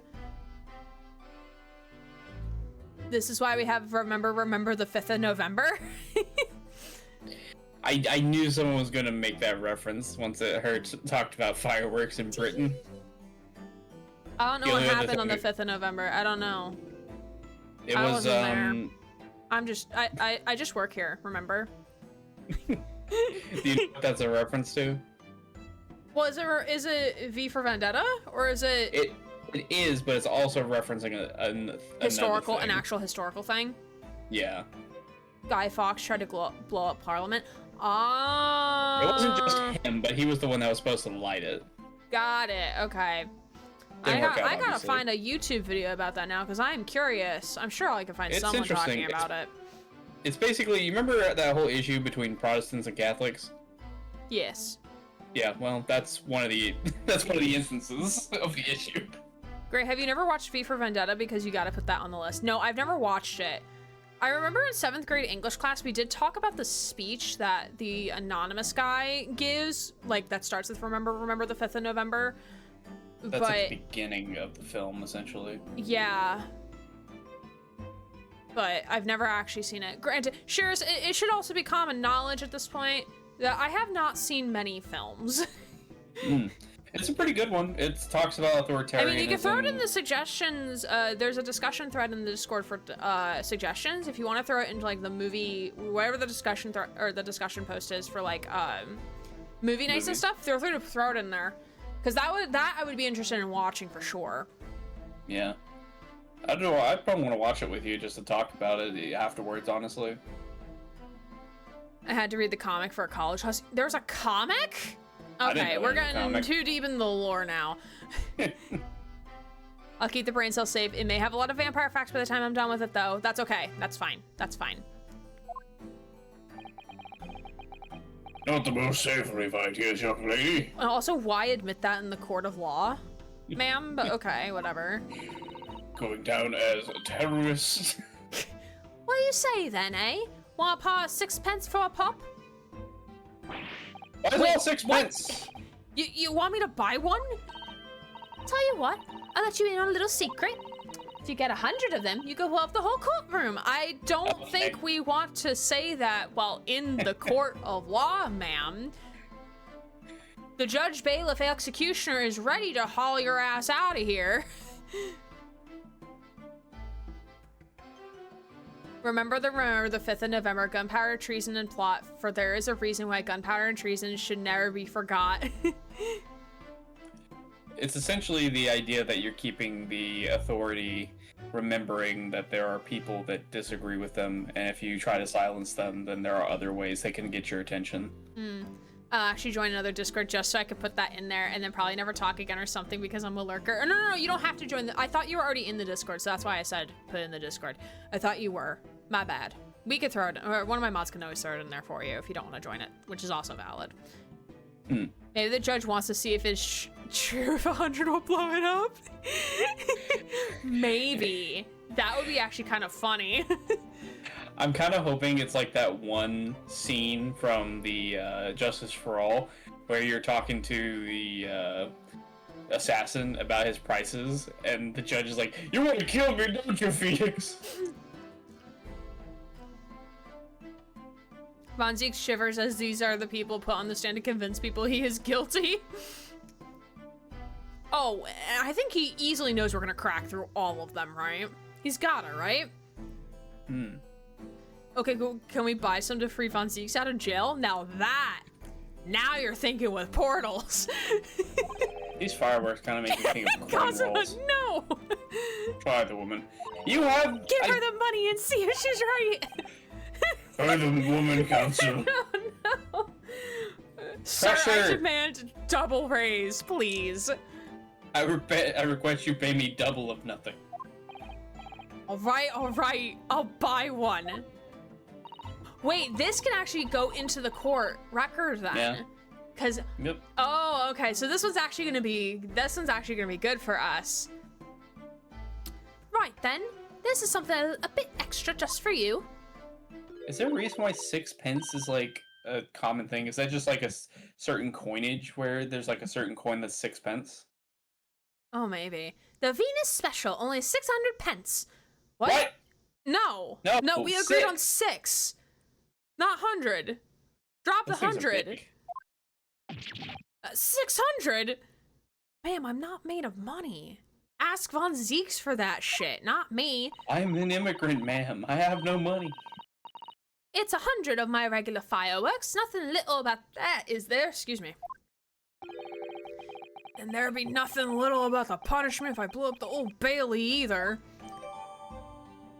Okay, Venus Special freaking weird, Susie. firecracker consisting of 100 smaller fireworks at 6 pence each. What sort of bang could it make? Ooh. And the last witness, what name do you go by and what do you sell? Okay, so we're actually gonna investigate first. I do like the colors though. They're very Christmas themed. I like that. Von Zieg's bill for the defense grows more expensive. There was like 1/100th of a pence at one point, I'm pretty sure. It was weird. It's like having pennies for pennies. Have you had an idea, Mr. Naruhodo? You're staring at the end of the string of fireworks. Sorry, it's just that it's the Venus Special. I was wondering what 600 pence worth of fireworks would sound like. Shall we find out? She wants to commit the sounds of violence. She wants to commit the crime. What?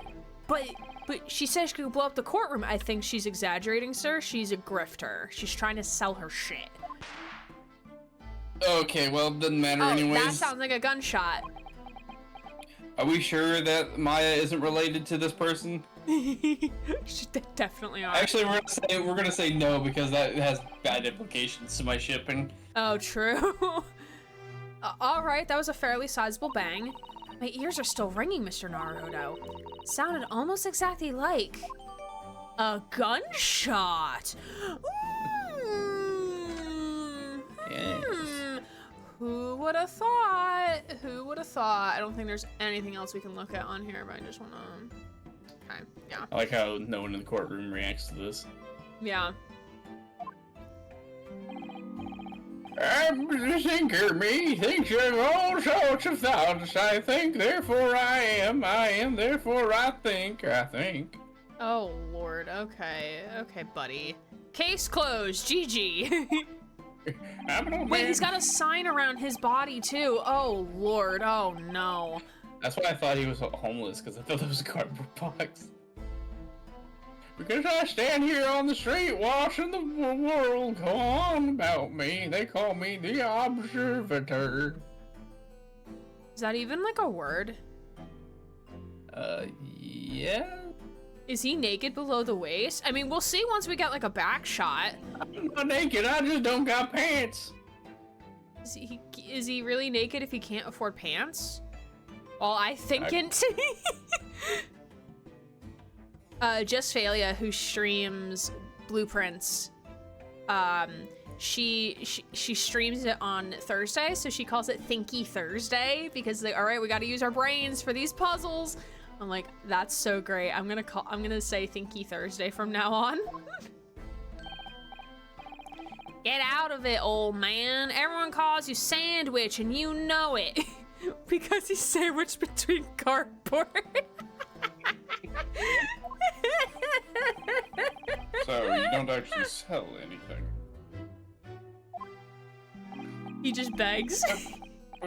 Problem shared is a problem half, as they say. I give advice, I do, and think what it means. Please don't have us buy shit from this man. Hot. I don't actually sadly think no, come to think of it. Hot. What do the other words say? Actual hero? Pity. Cosmo.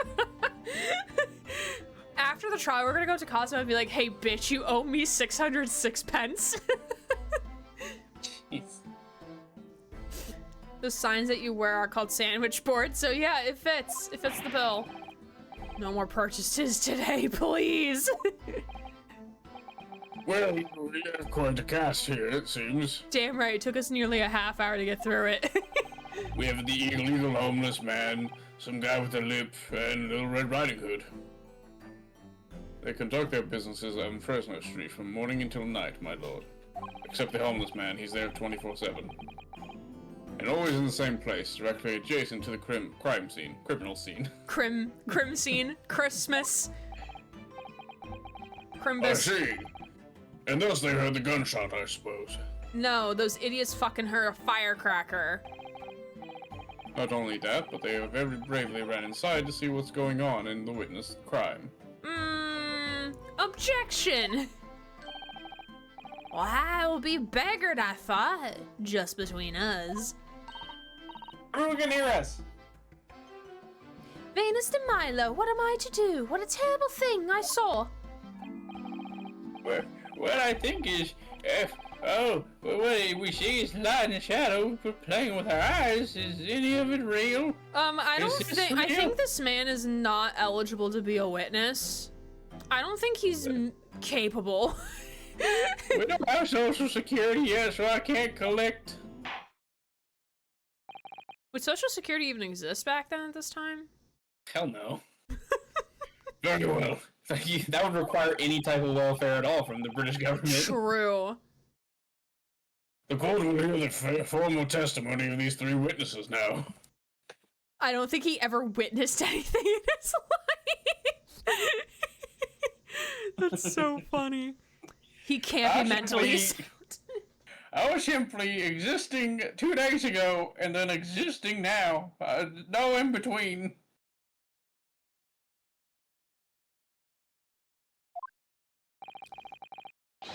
We'll describe in detail what you witnessed and heard at the time of the incident.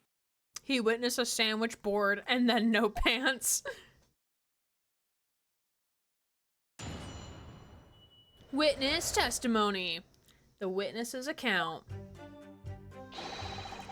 We saw the whole thing from start to finish, we did. Everything from the moment they went in the building. Okay, objection though? The windows are boarded up. How could you see inside? Magic. Also, we're definitely processing the statement because we want to know who entered the building. It was less than a minute after the Reaper had gone inside, and then we all heard a big bang. Also, what time did this occur, though, ma'am? At what time of day? Also, the Reaper and not Von Zieks. Take note. Hey, Mr. McMahon, quick to talk is quick to walk. Gossip couldn't wait to go and see what had happened. I ran into the room and there he was, the Reaper, gun in hand, standing over the dead body. I was scared half to death, Mace. Why am I keep making her southern? Oh my god. Scared to half to death, May. So I ran off to find a copper. Why is she so animated? I don't know. Trying to flirt with the crowd? She did light a match with her ass, so like that's talent right there. Literally, my ass is on fire. This ass is on fire. These witnesses were there the whole day and saw everything. Who did they see going inside the building? Only the victim, Inspector Gregson, and the accused. Well, I want to hear them say it, sir. Don't assume shit. Assume this did? I've seen pictures of the Reaper in the paper. I know what he looks like, but wouldn't it just... Okay, but like we need to clarify like who is the Reaper they speak of? Like is it Von Zieks or is it like... guessing they mean someone Zieks, else. but that's a good question that they have to clarify. They mean the defendant. Right. Because that is something that I actually do during trials. Is like if someone, like, let's say you have like a witness testifying against the defendant, and if they saw a crime being committed by that person, they'll be like, oh yeah, like I saw I saw the defendant do this, and then they'll have like, is the defendant in the room? And they'll say yes. Like, can you point us to the defendant or describe what they're wearing to show like, oh, this is the person we're talking about. Like, this is who I saw. So if they can at most describe like, what does the Reaper look like? And if at most, if they can't like say like, oh, he's wearing very flashy clothes, he has like the light purplish hair, very pale with the scar on his face, like, it's like, no, that's not him. It's not him. It kind of makes me think of a Better Call Saul scene where essentially Saul switched out the guy that was next to him as the defendant with putting the defendant in the actual like not the jury box, but in like the observation box, and essentially asking who it was, and the witness kept pointing to the defendant, and he was like, "That's not actually the so-and-so," and then of course the judge was upset, but he also told the judge, "You also didn't know it was him either, Judge." Oh, yikes. Hi, Ray, good to see you. Okay, but bring them Barrack Von Zieks to look at. Yeah, put him in the center. Put him on the display case, on the display table. He is evidence now. On display. Collect your own Von Zieks action figure. Only can collect one at a time. Thought of the same scene from Better Call Saul. Love that. And just between us, folks love stories like this. I made myself a tidy sum already. Oh man, so this ain't good. So he was there to get like the good deeds, so he might not be remembering correctly. Especially if he's like, oh, like, if it's just some random dude, then like, that's not gonna make a lot of good that's not gonna make for a good gossip or a good story. Not make it as much good gossip. Right. Yeah. But if you say it's Von Zieks, the prosecutor of the Bailey who went in there and killed him, now that's a good story. It reminds me of a scene in Stranger Things Season 2 where Jonathan and Nancy go to Murray with like the truth of what happened to Barbara.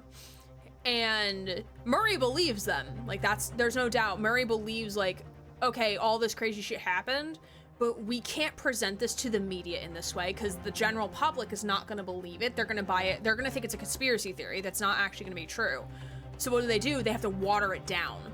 They have to toe the line between truth, but with something that's actually going to like strike fear and be reasonable and rational for people to believe in. So they change the story of like, oh, she got taken into the Upside Down and killed by a Demogorgon. They change it to like, oh, she died in a lab accident by like polluted water, and now the lab is covering it up, essentially. So it doesn't make for a good story. This man has played a game of telephone. Yeah, probably. But wait, the room was just one of several flats in the building. Someone from another flat could have done it. All those flats on Fresno Street are unoccupied. Of course they are. They're small, damp, dirty, and expensive to boot. Expensive? They're fucking run down, man. But they're in the cap? Oh, true. The room in which the inspector was found is the only property in the building that currently is leased. And we know the leaseholder's name, don't we? It's Hugh Boone. Also, rental controls aren't a thing yet. The testimony the court has just heard would appear to leave little room for doubt. No, there's a lot of doubt. There's a lot of doubt here. We have no need for questions. I must away. It's becoming increasingly difficult to see how anyone other than the defendant could have committed the crime. Sir, I think you need a new pair of glasses.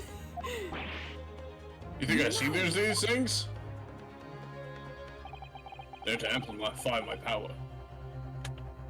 Thank you for your candor, my lord.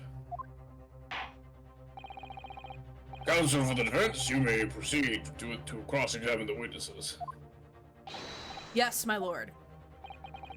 In a closed court like this without a jury, the judge is the only person whose opinion matters. I have to break down this testimony. Somehow. Are we hearing the same evidence as the judge? I don't think so. I'm assuming we're pressing this first statement. Yep. I don't like that thing popping up in the top right corner, though. Oh, this? Yeah. Hold it! When you say they, who do you mean exactly? Inspector Gregson and the defendant, Lord Von Zieks? Ooh, good on Bruno for saying that explicitly. Like, don't call it the Reaper. Is it Lord Von Zieks? Because we have not proven that they are one and the same. Oh, and we have the thing again, where we can, if other people chime in, yes, love it. I suppose so. The likes of us don't know the names of the high and mighty. I'll tell you one thing. It was the old Reaper that went in last, that's for sure and certain. Just behind Inspector Gregson? Did they arrive at the same time as each other? No, not at all. First fella must have gone inside a good 15 minutes before we heard that gunshot. So, if Gregson went in first, he went inside 15 minutes before the gunshot was heard. So second man would have went in sometime between that. But who is the first fella, though? I really fucking hate this lip, man. I do too. The victim arrived 15 minutes before? Are you sure about that? Am I sure? Am I sure? Doesn't seem likely that I've forgotten a fellow with bright red hair like that, does it? Yeah. Who the fuck has bright red hair? I wonder who had bright red hair and went in first. Yeah. Sholmes. I'm just saying. Just saying. By the way, I don't actually know. I haven't looked ahead that far yet. So whenever I make this, I'm not like hinting at something. I don't actually know. No, I figured. There's no way. Can we present? We could. Is there a way to present? I don't see an option to present. I just see court record. Oh, that's because we're pressing the statement, so we can't press during his expansion on the statement. Got it, okay. Rename the stream to It Was Sholmes. Sholmes did it, Electric Boogaloo. Okay, so maybe we'll have him, hopefully we'll have him amend his testimony to state like, okay, first guy went in with red hair, and then we'll be like, but like... It's providing us with more information. Yeah, but, yeah. Oh, Gregson is not bald on top. He's just balding a little bit. But yeah, like, bro does not have red hair. No. Even though then Cosmo's probably going to present the red wig, blah, blah, blah, whatever. But he was wearing the wig, yeah. But we're jumping ahead. I don't think he was wearing it. Yeah, it may have just been there. I think he had it in case he needed it. Right.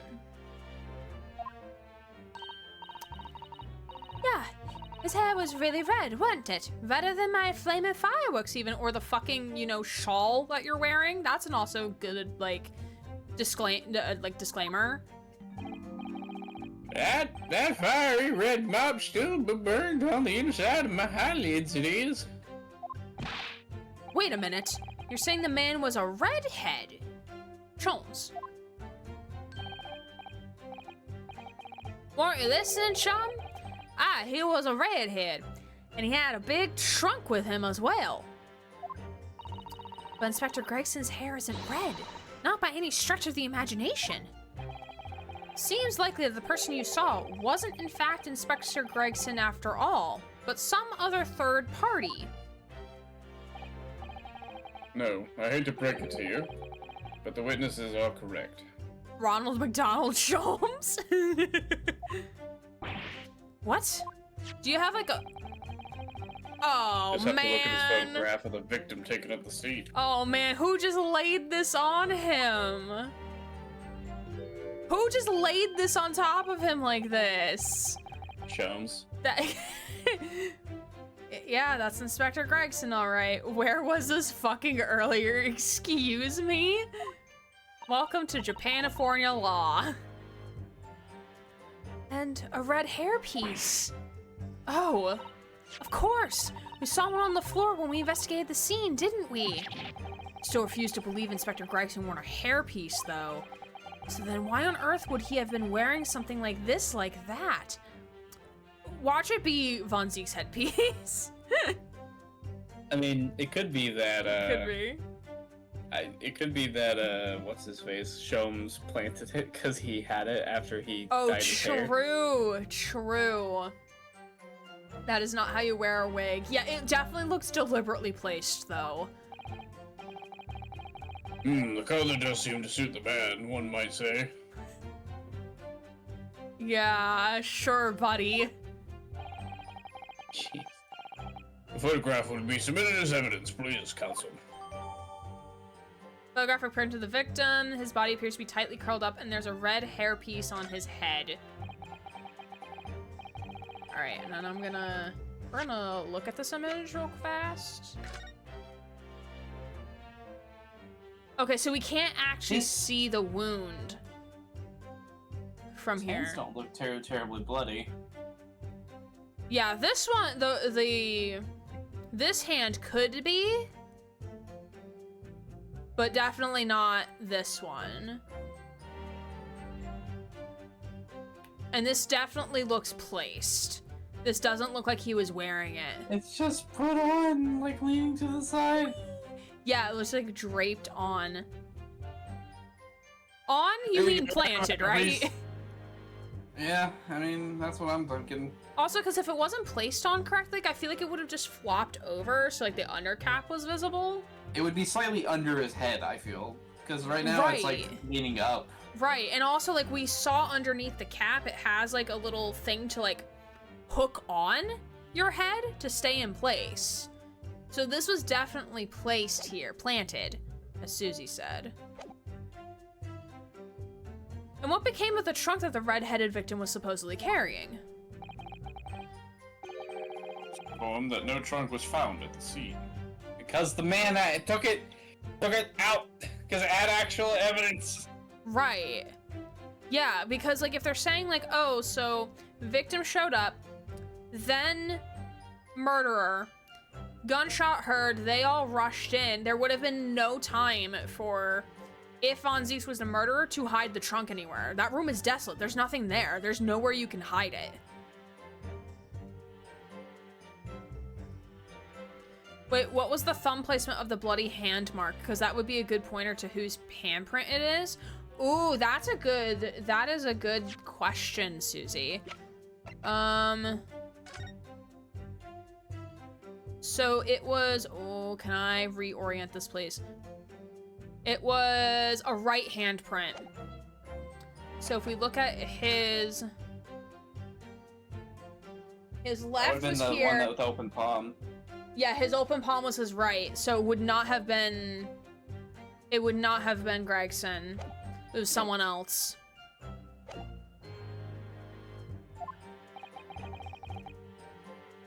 So it just disappeared? What, do you expect us to have him watching the building every second, do you? I mean, yes, because you're looking for gossip, my guy. We definitely saw him in the dock going in, though. No question about it. Okay.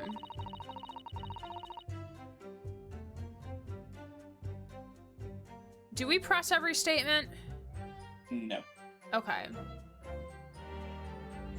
What statements do we press? We press statement 1. And we got the photograph. Now we must press the fourth statement. Okay. 4th. Yes, that would be the one that said that's from gossip. I ran to To room. There he was. Standing over the body. Okay. Hold it! Also, if you're going to the trouble of wearing a wig, why wouldn't you make the sideburns match? I mean, he may have just picked it up from somewhere. Who knows? I want Tortellini. Dark? I think it's just the British accent or something from being lower class.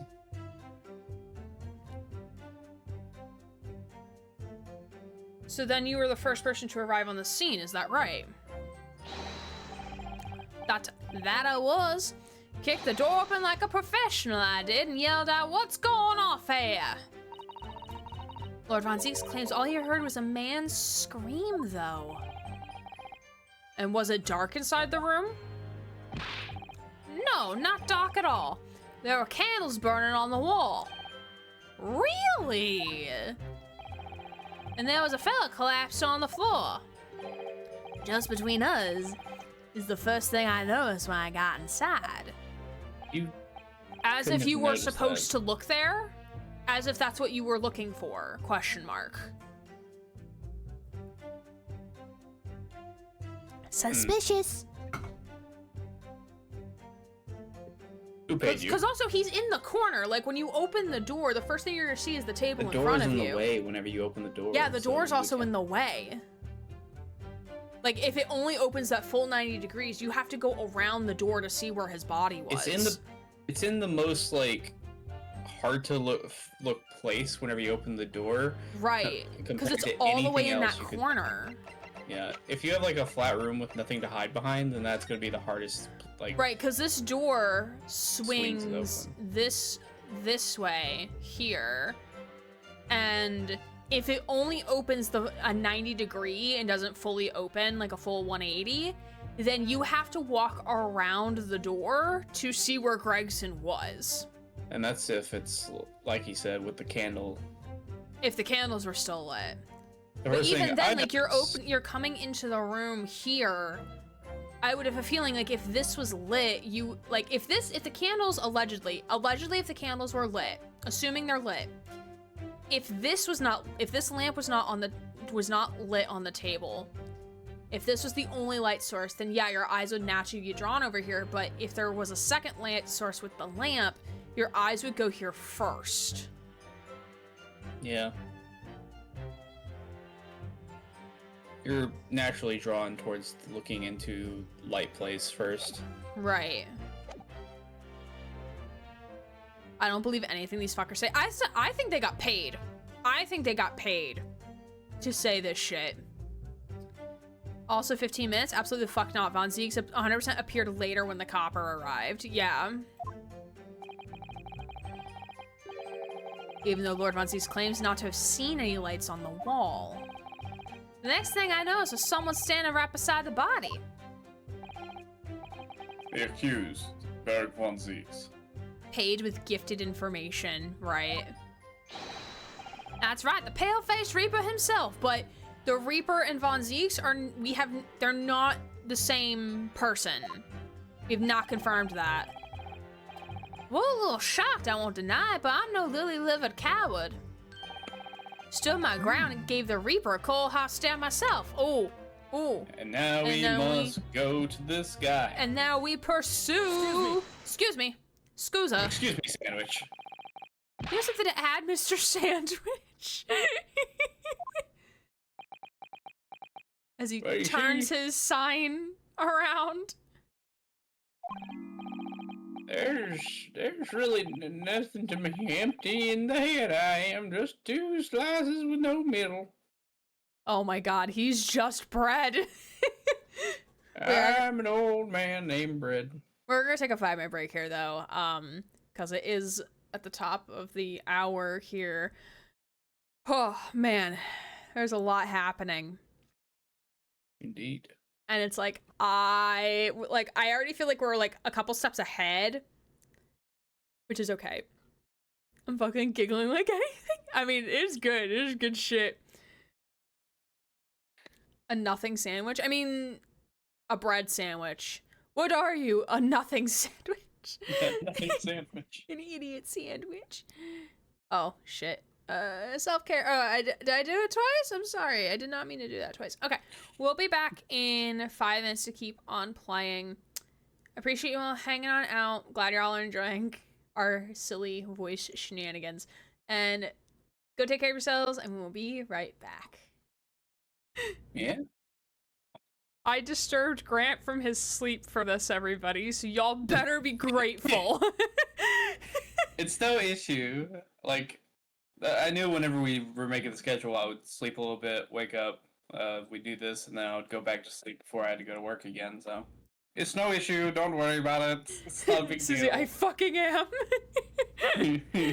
Grant, we're glad you're here. Thank you. It's no big deal, I promise. Grant making sacrifices. He do be. I did want to read up on chat because y'all are having some pretty good conversation. How to tell someone's spinning a tale when they claim to have stared down the one person everyone is afraid of. You're not him, my guy. Also, Von Zieks staring that guy down is hilarious. Exactly, no one will do that willingly if they're afraid of that person. And everyone knows who the Reaper is. Everyone's afraid to even talk about him, never mind staring him down. Also, like, why not call the Reaper by his name? If we know the Reaper is Von Zieks, why not just say, like, the Reaper is Von Zieks, blah, blah, blah. Especially if we take the story that he is still holding a gun he used to commit a crime. Yeah, really, if he's still holding the fucking gun? Him being used broadly here, for all we know, the Reaper could be female. Yeah, I think everyone's assuming that the Reaper is male because they assume it's Von Zieks' doing or, like, under his control somehow. Have we ever confirmed that the Reaper's supposed to at least male or female? I do not remember. No, we have not confirmed anything. No. It's just been assumed that the Reaper is tied to Von Zieks in some way, shape, or form. They just have not been able to prove that it's him. Or anybody, for that matter. That's why they've never convicted him for it. Yeah. Because they can't prove that it's him. They're just tied to him for the sake of, like, oh, anytime someone gets an acquittal against you, they somehow die. Like, after your trial specifically. So, it's linked to him because of that, like, guilty by association. But they've never been able to pin it on him. Like, there's been no evidence to prove that he committed the crime. All we have is rumors and conjecture, exactly. Also, pale features, anyone could be pale. I mean, they're all spewing bull because no one knows the true identity, and these guys claim they don't even know the names of higher-ups, so how would they even know? They're just here pointing accusations because they're likely all paid actors who like we guessed. I think gossip is for sure. I think one of the reason why they keep calling him the Reaper is because that's what he's called in the newspapers, and so that's why they're not calling him Zieks. It's just, it would be nice if they could, like, directly point and say it's the defendant. Or it's that guy, something that would clarify that they're saying that, because the way they're saying it makes it sound like they're talking about somebody else. Right. Exactly. Alright, well, let's dive back in here. Hey, Joe, I don't know what you could want with me. I think that maybe you just remembered something?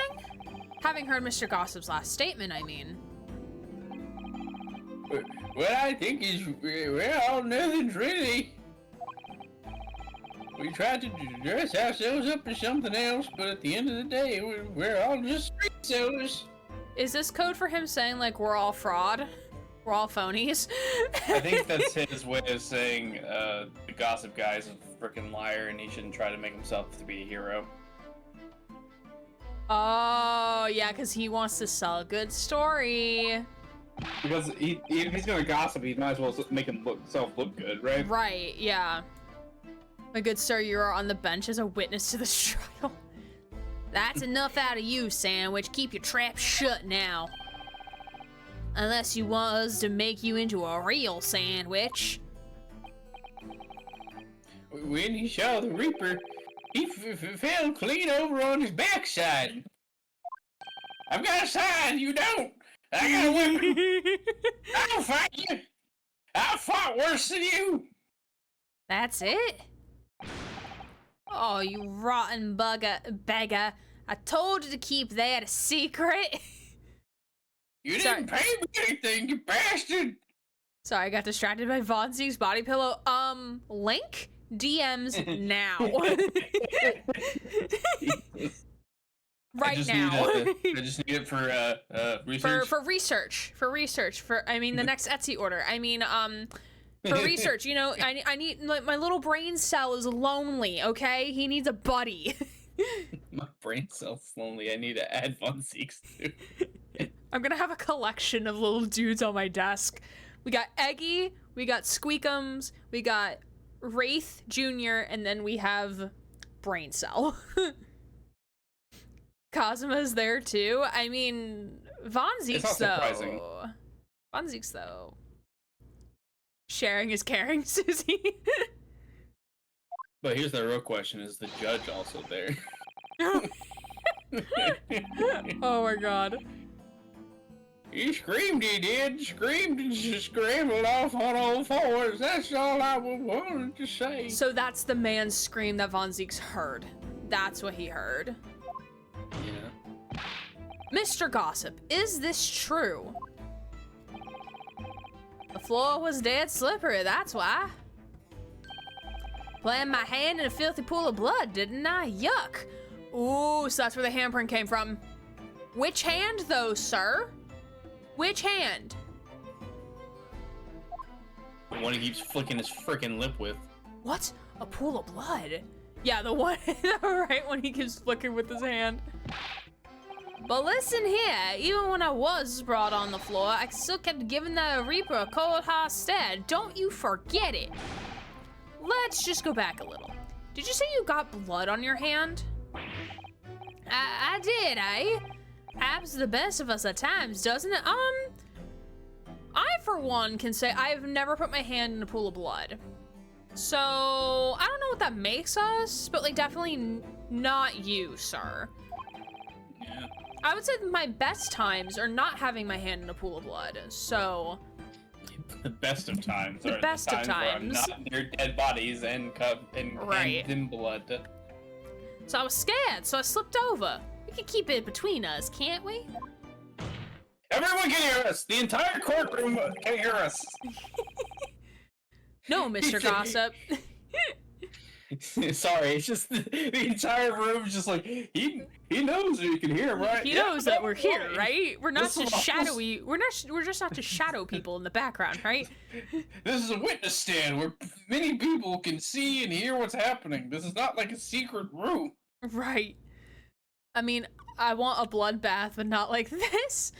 So the Reaper is there, and you thought to move the board after falling over in fright? I mean, so that would imply, like, if he fell backward, put his hand in a pool of blood, then, like, planted his hand again, like, to get up, then the board had already fallen over. The board was already on the ground. Somehow. Somehow. No, Mr. Gossip, I'm going to ask you to add that information to your formal testimony. Oh. You guys actually might be played actors. Really? You think? What gave that away? I'm just thinking, like, what if somebody, like, paid them all to, like, set this up after Fonzie got arrested? Ooh, maybe. I still don't understand the neck thing. Yeah, we haven't been able to, like, ask him about it or broach it. I want to know. And also, like, Somebody I is wonder if the strangled this lip man. is just, like, you know, just, like, characteristic of the character, or if that was, like, you got punched in the face, and this is, like, you know, when you get, like, a black eye, like, first it, like, it's fine, and then it gets, like, puffy and swollen with, like, the bruising. I wonder if, like, the red lip is, like, or, like, the lip is, like, just a character trait, or something actually, like, you know, It's more hard to than say. I think it could also just be got punched in the face, and that's a consequence. But yeah, I don't know. Gossips give a lot of lip. I mean, you're right. You're not wrong about that. Present Mike Lips for Mon, days. thanks for the lurky hello. Hope you're doing well. Appreciate the lurk. Oh, if I must. The witness will amend his testimony to include the aforementioned details at once. Cosmo is just like, gonna meditate that I am on a beach elsewhere, that I'm not here, that I am back on that boat, dead in a closet.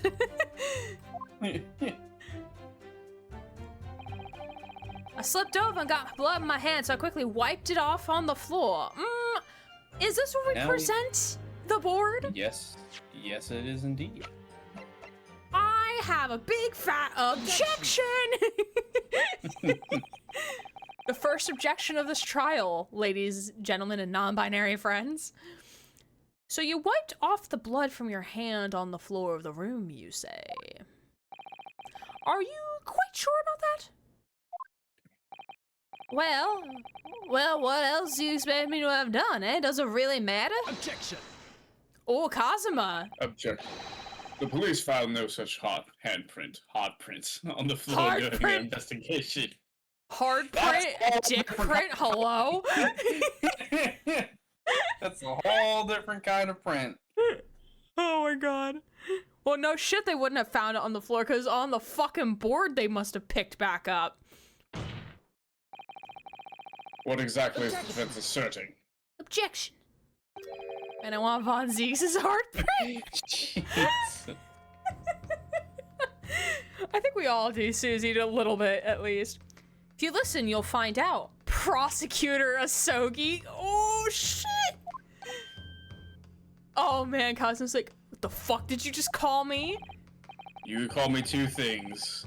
Daddy? Daddy. And Kazuma.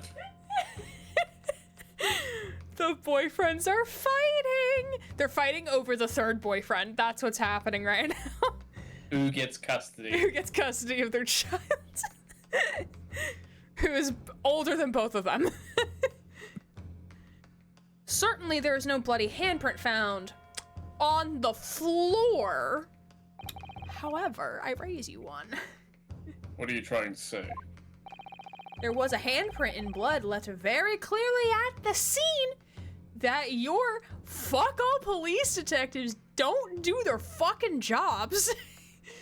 They might want to get their eyes checked, sir.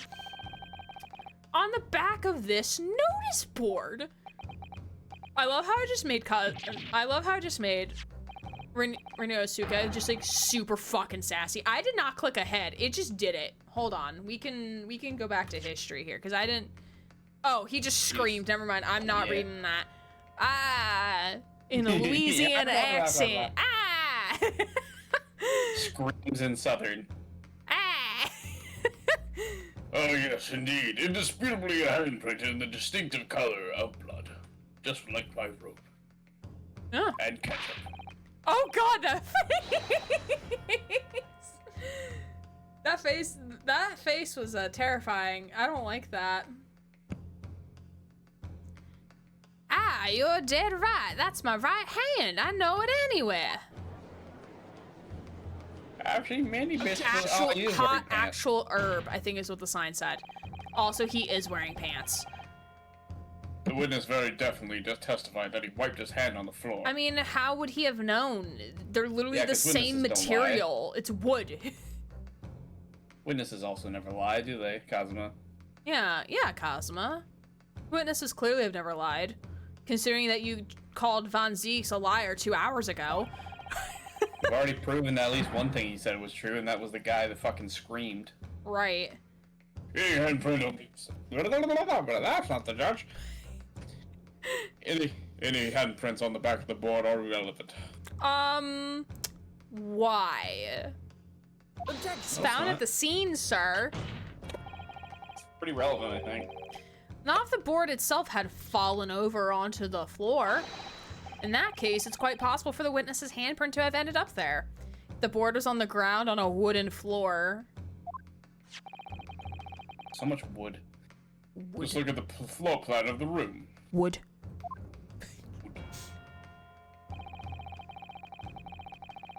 The notice board was in the opposite corner of the room to the victim in an upright position. Well, that's how you found it. Maybe it was staged, sir. Who would have thought? Who would have thunk? Who would have thunk? Judge creeping back behind Cosmo like, Santa is here now, my child. Maybe the board was moved. The board could have been moved. That's also a good observation as well. Even if there had somehow been toppled and was lying on the floor at the time.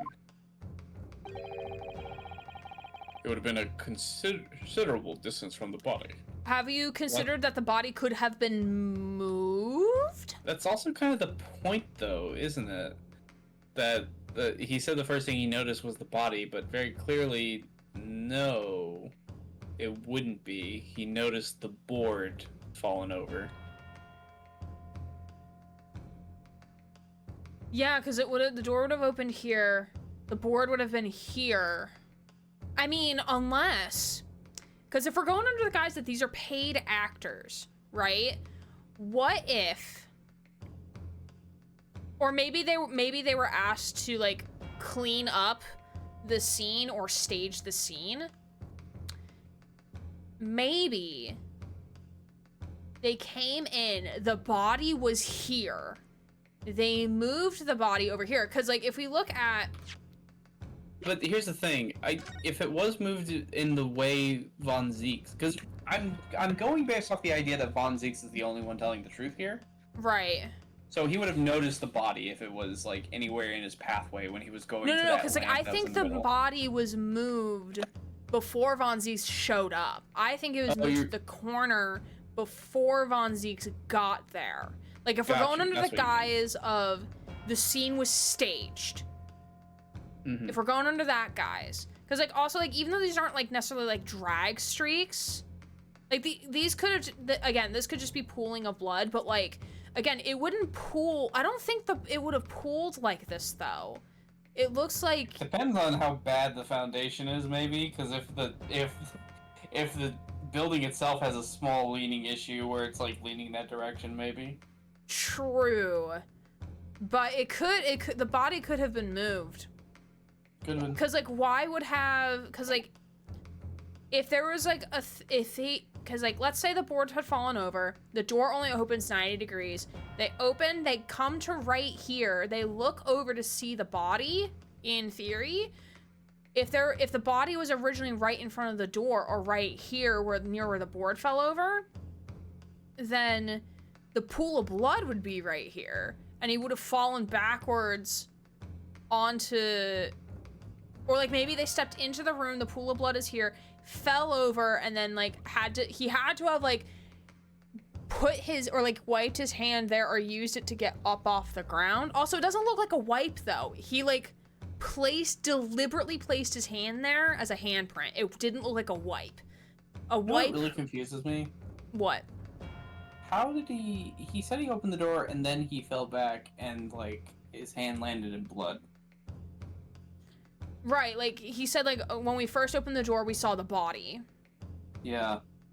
It's just, if you open the door, you see Von Zieks, and you're, like, terrified, you fall back. Like, even Von Zieks says that he fell back or, like, he screamed. It really is confusing to me. Yeah, the order of events is definitely weird. I also don't understand why he felt the need to pick up the actual board. If you're believing you're in a room with a murderer, I wouldn't really we haven't gotten to that point of like, okay, like, then how did the board get to this position and how did it get back upright? We haven't gotten there yet. Yeah. Because that's probably a whole other thing. Again, going with the idea of like potentially this is staged. It's the 15-minute gap that gets me. Yeah, that's also weird. Like, I think I mean, do we know the last time Gregson was seen before his body was found? Like, was he seen earlier that day? I think he was not seen including what the office. Witnesses are testifying, because I don't believe them for shit. I think Von Zieks mentioned that he was at the office before he went to here. Yeah, it's been so long since we've seen that part, so it's hard to remember, but He was following based off of journal entry. Susie's, oh wait, I'm still thinking there was a struggle. That position of being shot does look a little unnatural, which explains the random ass shot of a candle because they were making up the scene. It doesn't look like a pickup. Susie is right. If he was shot and killed instantly, why would he be in that position? Yeah, he looks like he's in fetal position, like oh my god, like I'm trying, like, I forget where he said he was shot. Was it stomach? Supposedly shot. Heart? Chest? He was somewhere in the torso. Yeah, so it looks like almost like he, like, curled in on himself almost to stop the bleeding, and then maybe he fell over, but it doesn't look like it was instantaneous. Like, you wouldn't do that if you died instantly. If you died instantly, I feel like you would fall, like, face flat first, but maybe Or, like, also, because, like, if it was shot at point blank, so within, like, inches to the body, or, like the gun is inches from himself, I feel like he would have went back from the propulsion, the explosion of it. Like, you're not gonna curl into it. You're not gonna go into the shot itself. It does nothing make sense. It's all a mess. These fools are lying. They are paid actors by PBS Incorporated. Made for viewers like you. Thank you. Jeez. And also because, like, torso shots, you don't die instantly from a gunshot to the torso. Like, You unless could go it's a into heart. shock, possibly. Well, I was also That's still not thinking going to be lungs. instant. Yeah. There's only very few ways a human can die instantly from, like, a sudden impact of something. Whether it be It's bullet, mostly to the head. mostly to the head, because, like, your brain's gone. Usually it's like such a pain that you go like into shock and then you quickly die after that. Right, even the heart wouldn't be instant. Right, it would be like you would bleed out very fast. Same with like a cut to the throat, depending on where it is. It's like very, very fast. Which again, they could be playing fast and loose with the dying instantaneously, because it could be like dying within a few minutes. But again, I feel like they would have specified like within a few minutes, because like you could still maybe like try to move around and stuff like that. But yeah, there's just so much that's not adding up. Boing-oing the lip over here. I fell over when I came across the body, which you said was the first thing you fucking saw, dipshit. So I was basically right next to the corpse, not on the other side of the room. Unless the body had been moved. In other words, the defense's assertion is contradictory. How do you know that your defendant or your witness is not lying, sir? Yes, it is. There's a very definite contradiction here, for which there must be a reason. I take it that you formulated a proper hypothesis, counsel. I love y'all are doing the exclamation mark. What if the handprint is a mistake in people cleaning the scene up? Could be. So they did something with the body, then they went to the board. Yeah, because again, like that's a deliberate handprint. That is not like, oh, you're trying to wipe away blood from your hand, like it's a towel or some shit. That is a very deliberately placed handprint. Regarding this apparent discrepancy between the witness account and the handprint found at the scene. Renault being so fucking chill here against his boyfriend is killing me. Yeah, he's definitely coming into his own as a defense attorney, and I love it. I have, my lord. The discrepancy between the witness's account and the location of the handprint is explained by... Ooh, the board moving? Yeah? Yeah, because it's either the body or the board. The board's gonna be easier to move. Yeah, the board moving is... And also, it's gonna be easier to hide that the board had moved, because a body, like, there's gonna be physical drag marks of a body moving, especially after it's been bleeding. The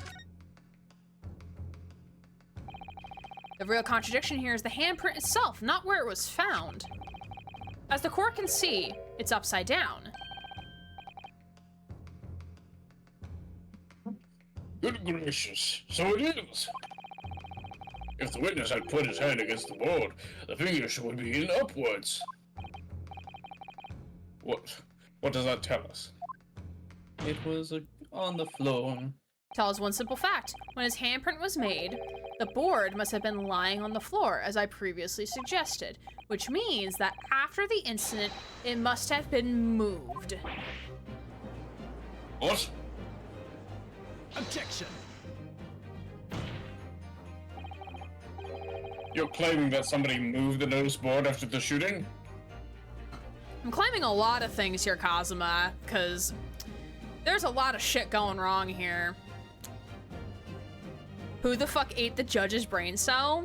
Again, need I remind, this is the brain cell in question. The judge's brain cell is in Bora Bora. He's on vacation. It's fine. Then tell the court who. Music kicking in like a rat jam.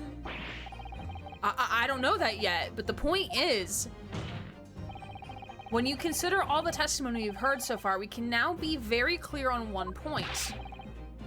And that would be... The position of the notice board at the time of the incident, my lord. So, counsel, I must ask you to clarify your assertion for the court. At the time of the incident, where do you maintain the notice board was situated? So, That's a good fucking question. if Mr. Lip is saying he was by the body, which also, why would you get that close to the body before nosing Von Zieks? Because they couldn't see it. I guess so. Because the candles weren't lit. Even though they claim they were. Ooh. So if he got by it and noticed the body, he would fall back Right around onto in this the notice area. board. Right here. According to this, it says, point out the spot to the right of the doorway. To the right. So right here. It doesn't give me exactly where, just the wording of right of the doorway. Okay, so probably like in this general area. Take that! Yeah. Yeah. This is the only place. So it was behind the door. Oh, so they wouldn't have been able to fully swing it open either way. Because it would have been right here. And then, well, fallen over, but yeah. This is the only possible location. Immediately adjacent to the doorway. If the court would think back to the testimony given by the defendant earlier, he said that when he entered the room, it was dark, and he couldn't see the body. Back! If the notice board had been there, the body would have been completely hidden from view, and the light from the candles would have been blocked, making the room appear darker. Objection. But the accused also claims that the victim's body simply appeared before him. I mean, if you move around the board, ta-da, it's there! Appearance. Suddenly. Wait, was the board hiding the body? Could be. Could be. Because again, like, we would be ascertaining that the board had fallen over. If what Lip is saying is true, that he placed his hand or wiped his hand on the floor, and if that board hadn't fallen over at that point. If you knock over the board, the body would suddenly be there. Yeah.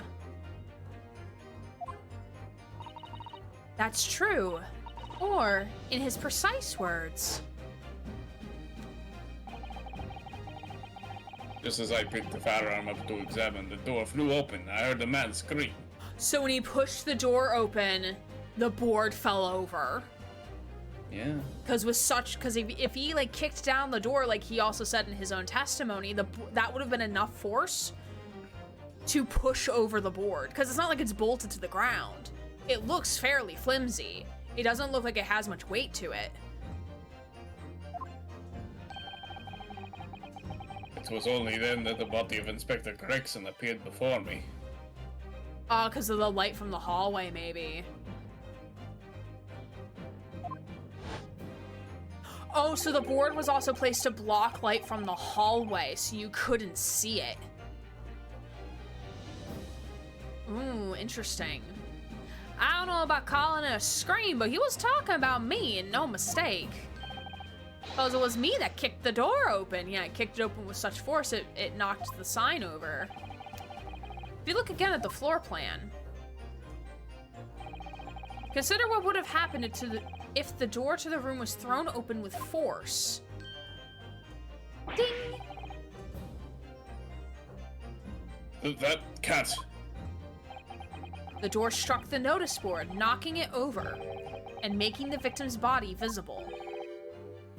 Good gracious. My client has told nothing but the truth. He has simply described what he saw.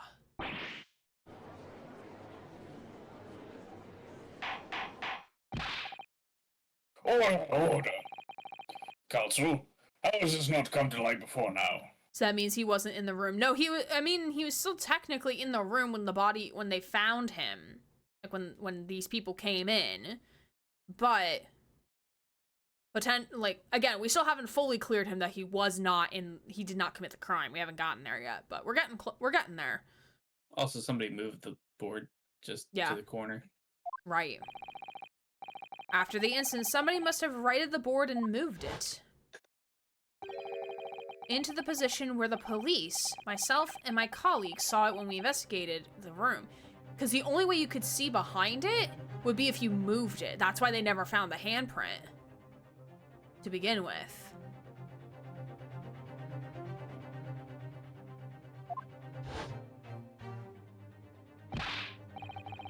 Yes, what are you to say for yourself? What? Me, my lord? You and your fellows were there at the scene before anybody else. Goes without saying that you must know something about the position of the notice board. The witnesses in the stand will testify again. You explain exactly what you did upon arriving at the scene of the crime. Stop looking over your glasses at me. I get the message. He's so sus. I mean, they're all technically sus, but him specifically is very sus. The mystery of the moving board. Ooh. I don't know anything about their notice board. I just wiped my hand on it, that's all. Well, don't look at me. I haven't got a clue about it. I was doing business with some second years at the time. But, ma'am, you just said in your prior testimony that you went to get a copper. Ma'am? Also, stop setting matches in the courtroom. That's a bad idea. I don't know anything about anything. I'm just a bystander, me, just a sign at the crossroads of life. My very short life. So she sold a firework that could have been set off. Right. Bro, these witnesses changing their story all the time. I know, right? It was that Reaper, I bet. He's got a face that screams bored. What the fuck do you mean, dude? I can't see how this changes anything anyway. The detective still died when we heard the gunshot. In real court, all these witnesses would be dismissed. Yeah, they'll be thrown out.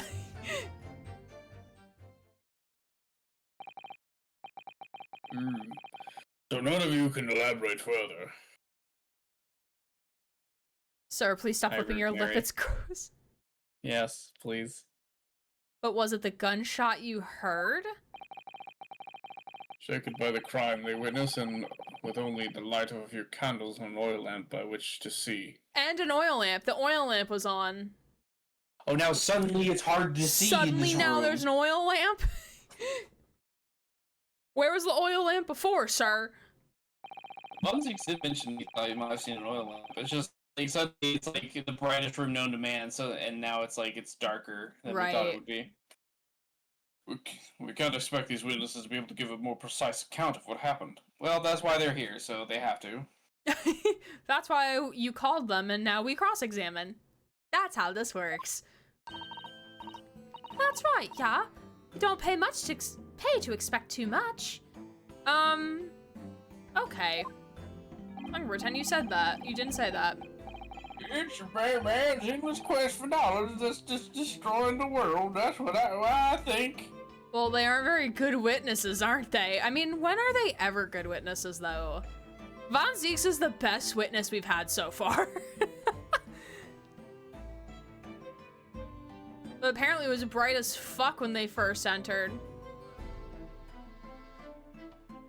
This entire trial needs to be tossed out the window if they're going to keep changing their story and adding shit that they claim wasn't there before. How is Von Zieks supposed to defend himself against wild imaginations and accusations?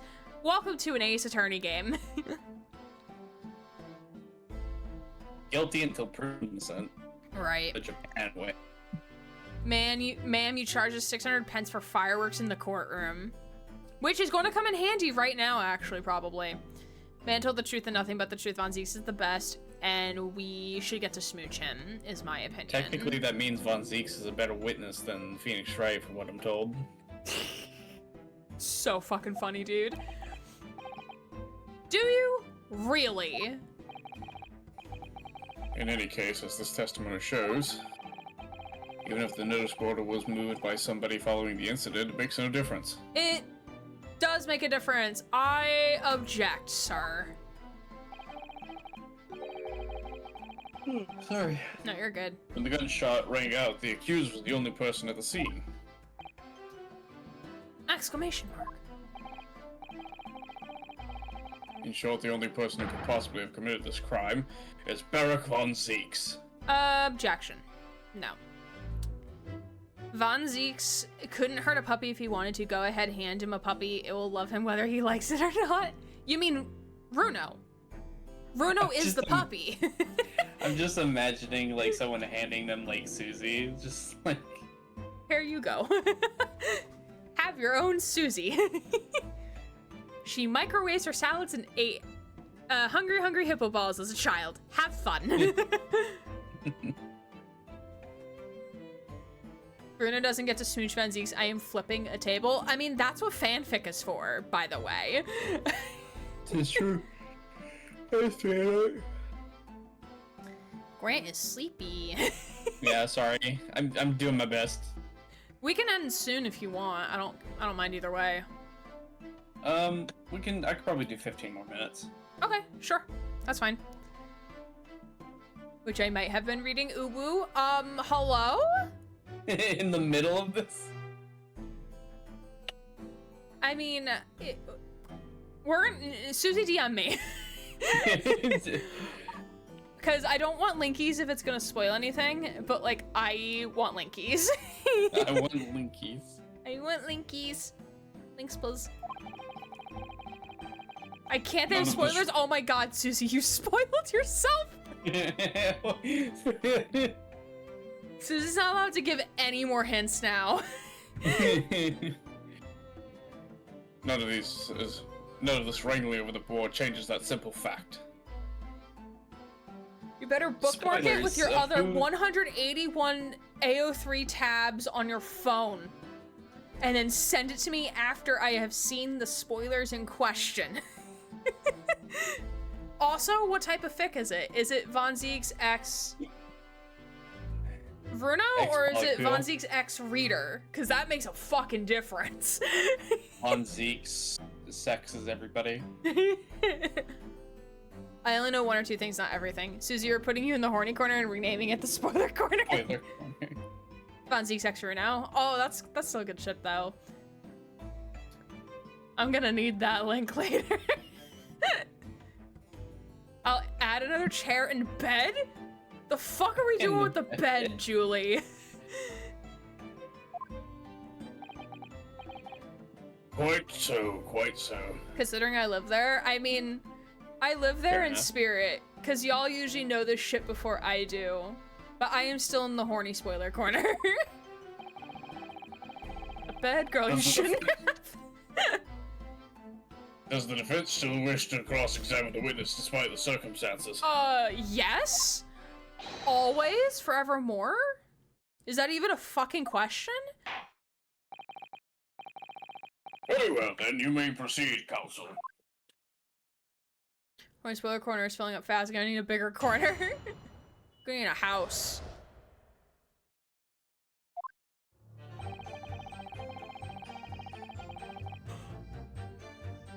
Alright, I'm assuming we're pressing his statement first.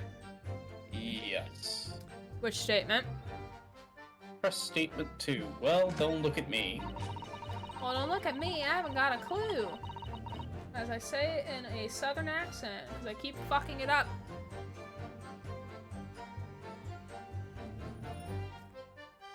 Hold it! I fucking love these streams because of these moments. I swear Gray and Grant bring out the best and worst of us. Tee. Do you think that was not on purpose, Susie? When you say you were doing business with them, you mean you were selling them fireworks? Yeah, what else? There's a priory school just around the corner, see?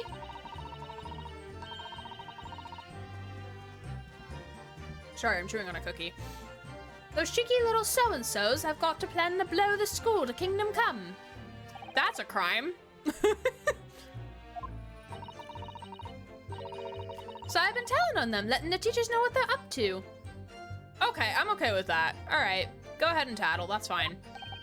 Oh, you have? Yeah, wouldn't want anyone to get hurt. So let the school know the kids are playing with dodgy toys. Then, praise the Lord, the teachers take all the fireworks off them. And then, praise the Lord again, the kids all come back to me and buy more. Everyone's happy, see? Oh, so this is a fucking business scheme, man. She's worked the system, she's figured it out. What a racket. Of course, sometimes the teachers give me a little bonus to thank me for letting them know. It's busy old life. Sound explosives? Greetings, guileful goddess indeed. The fucking business strategy. Yeah, I should tell this to my students, actually. Second year's primary school. Those fuckers are only 6 to 7 years old. And that's when they're the most dangerous. Yes. See, I love that Susie's in chat to give us this knowledge because I would not have known that. I'll tell them. Why did you just throw that into the courtroom? Oh, and the judge is dead. Rest in peace. Rest in peace, Judge. Oh, and we have to pursue this other guy. He's probably gonna be like, oh my god, that's the sound I heard. Huh? Sandwich. Excuse me. Scusa. Something wrong, Mr. Sandwich? If I said it was, could we just leave it at that? Would that be the end of it? No. Absolutely not. Bruno being like, no? Did Miss Venus's statement just now bring something to your mind, mayhaps? Susie over here, like the math, me figuring out math for ages. Wait a minute.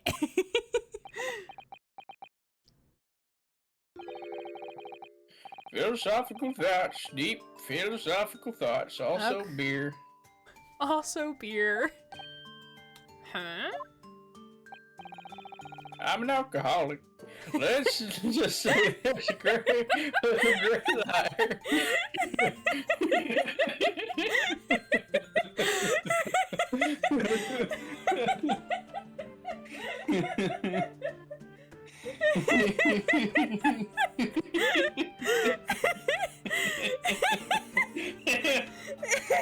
The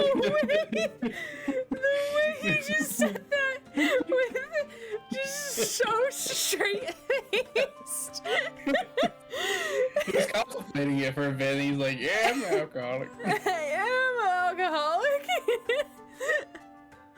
Oh my fucking god.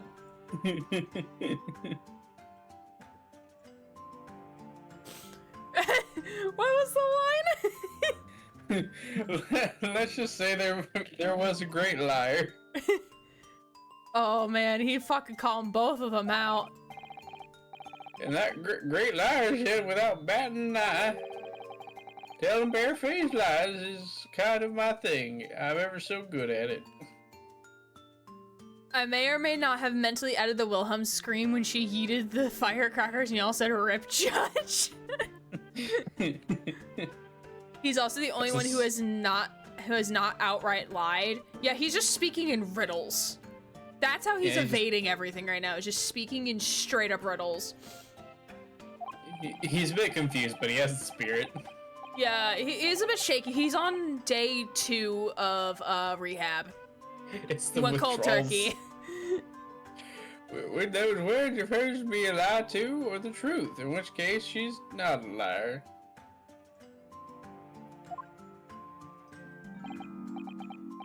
Oh, it's a hellish paradox, that one, don't you think? I'm not entirely sure, to be honest. But it seems to me you're suggesting Miss Venus has been lying, are you? Gonna smack this lip man with my board so his other lip can be fat too. I'm gonna even out his fucking lips. He's got Gonna give him a fucking concussion. You rascal. I'll fix this, no problem, no fucking sweat. Here, have a splinter. So Lippy or Alice in Wonderland over there is lying through their teeth, which we suspected, or both? Why not both? What are you on about, old man? Trying to cause trouble, are you? Keep on like that, and I'll wrap your whole body in firecrackers and set them off. That'll give you something to tremble about. Why are we admitting this in the fucking court of law, ma'am? Also, they did give her cleavage. I want everyone to know that they did actually give her cleavage. You just can't really tell. Bit. Yeah, it's just very lightly shaded, so you can't actually tell it's cleavage. Considering that they let her light the match with her ass, I'm guessing it could have been worse. True, very true. I literally just need a soundbite of Grant saying, I'm a fucking alcoholic, because fuck me, that's the funniest shit I've heard today.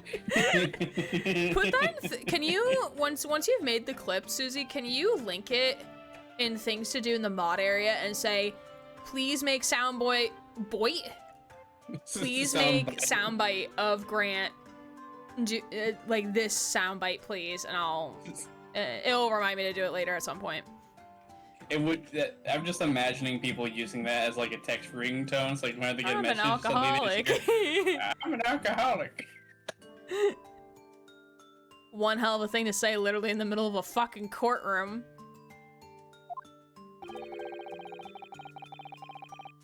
You have a startling, disturbingly mind behind that sweet and innocent face, young lady. Can we, maybe take away her firecrackers, please, Judge? Since you are the bailiff, you have the power to do that. But you see, that would require me to step down from this place. That require me to stand up? And I don't like doing that except in the overly animated cutscenes. Very true. So Miss Venus has lied in her testimony.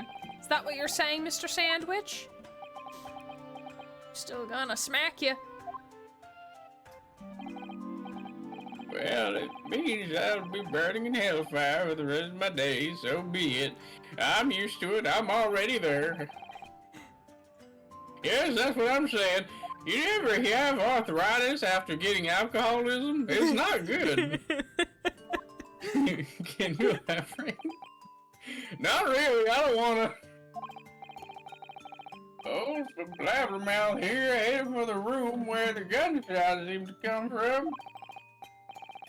But there was someone else who crept the stairs behind him too.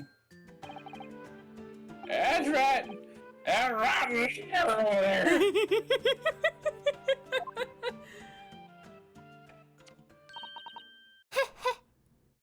See what I mean? She's a white devil. She's a witch. She's a Salem witch. I'm pretty sure she's related to that wax lady.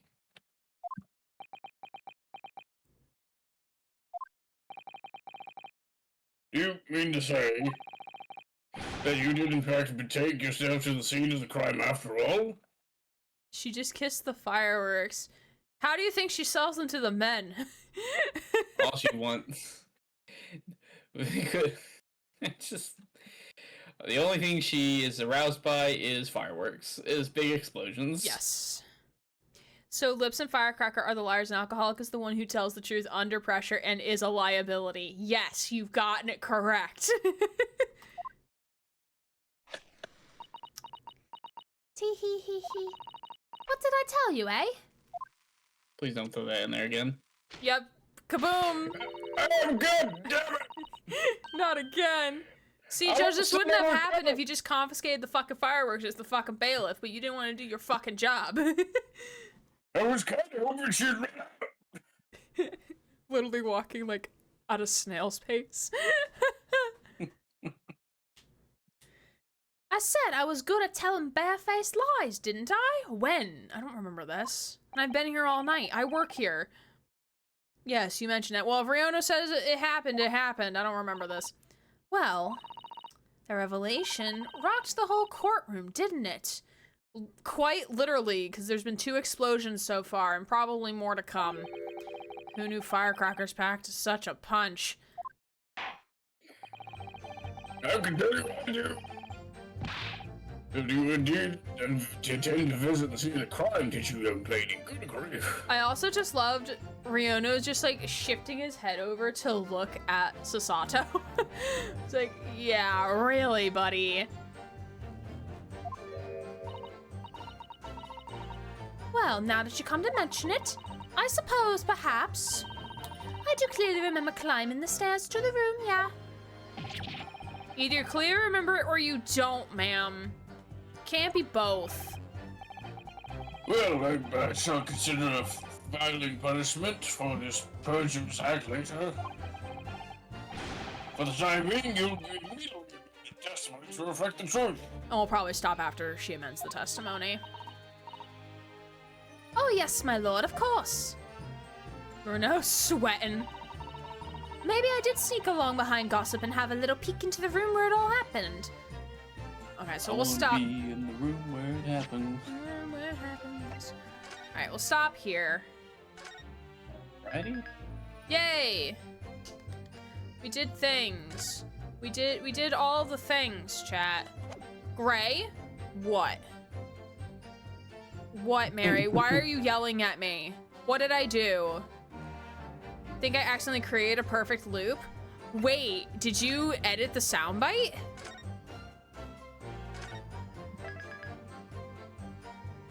Wait, I'm so intrigued. What did you do? Also, I got some good screenshots of our husband, by the way. I was clipping a thing. Oh, I'm excited. I'm very excited to look at that. I appreciate y'all making clips as well. It makes my life a little bit easier when I clip things, especially since I work tomorrow. Makes it better for the compilation. Yes. Well, if I ever get around to doing a compilation for this, or for, at least for Fair maybe enough. end of year compilation, depending on when I actually start that. That's another video I actually have to probably start filtering clips for. Did we get full leggy daddy? No. Sadly, no. Why is that Etsy link like 15,000 miles long? I don't know. I don't know what's happening anymore. It's fine. Okay. Well, again, thank you, Grant, for gracing us with your presence. If you need to bounce to go to sleep, you don't have to sit and stay as I do my end stream shit. All right, I'll go ahead, just say bye to everybody. Thanks for having me, Gray. I hope you have course. a good rest of the days, everybody's. Yes, have good sleeps, and we'll see you next week pending schedules are good. Yeah, goodbye. Alright, good night. Okay, let me also leave the Discord call so I'm just not chilling there awkwardly. Okay, cool. Goodbye. Goodbye. Okay, we are gonna go raid on out, and as a reminder of the upcoming stream schedule, we are gonna be tomorrow we're gonna be playing more Beyond Two Souls. We're about 5 to 6 chapters in, so we're gonna be continuing off of that. Next Sunday we will be back here with more Great Ace Attorney Chronicles, and then next Monday at a later stream time, because I have evening shift that day for work, we are gonna be playing more Dead Take. I am in office this week on Tuesday instead of my normal Wednesday, so that's why there's no stream on Tuesday. And Wednesday is virtual orientation, so I will be home. However, I don't want to hold myself to stream, especially if I am not feeling the vibe for it. So, I'm just seeing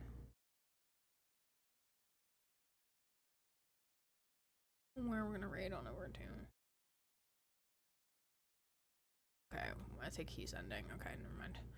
Okay, so yeah, so I don't want to hold myself to stream on Wednesday if I'm really not feeling it after orientation, because orientation is gonna be a doozy on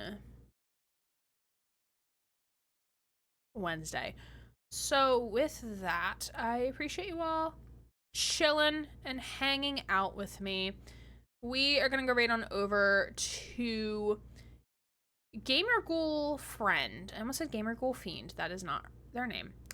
Who is playing a game called Tiny Bookshop, which is a game we played the demo for a while ago. And I really, really enjoyed it. So I did, and then the full game did come out. So we are gonna be raiding on over there to kind of see like what the full game has to entail. I might pick this up for myself. I don't think I would stream it again, but it's definitely a game like I would pick up for myself and definitely play it in my downtime when my brain is not. I just typed into the chat, we're gonna raid on over to Tiny Bookshop. I don't think that's a streamer name. If it is, cool, but I don't think that's the person we're raiding on over to's name is. So feel free to use one of our chat messages for raiding on over if you like what Gamer Ghoul Friend, not Fiend. My apologies. If you like what Gamer Ghoul Friend is up to, please drop a follow in her chat. I'm sure she will appreciate it. And hopefully you stick around to see what is going on in Tiny Bookshop. And I will see you all real soon. Again, I'll post in the Discord more information about the mason jar necklaces. Susie already bought one because Susie's really cool. And I really hate that you had to pay that much in shipping. Well, actually, no, I set that as manual price, which is like the lowest possible that I can make it where I'm not like losing money for shipping internationally, which kind of sucks. Why is shipping internationally so expensive? But I appreciate it. Thank you. All right, we're gonna go right on out. I will see you all in a future stream. Thanks so much for being here, and see you all in the future. My name is Erin Gray, Queer Writer Streamer, signing off.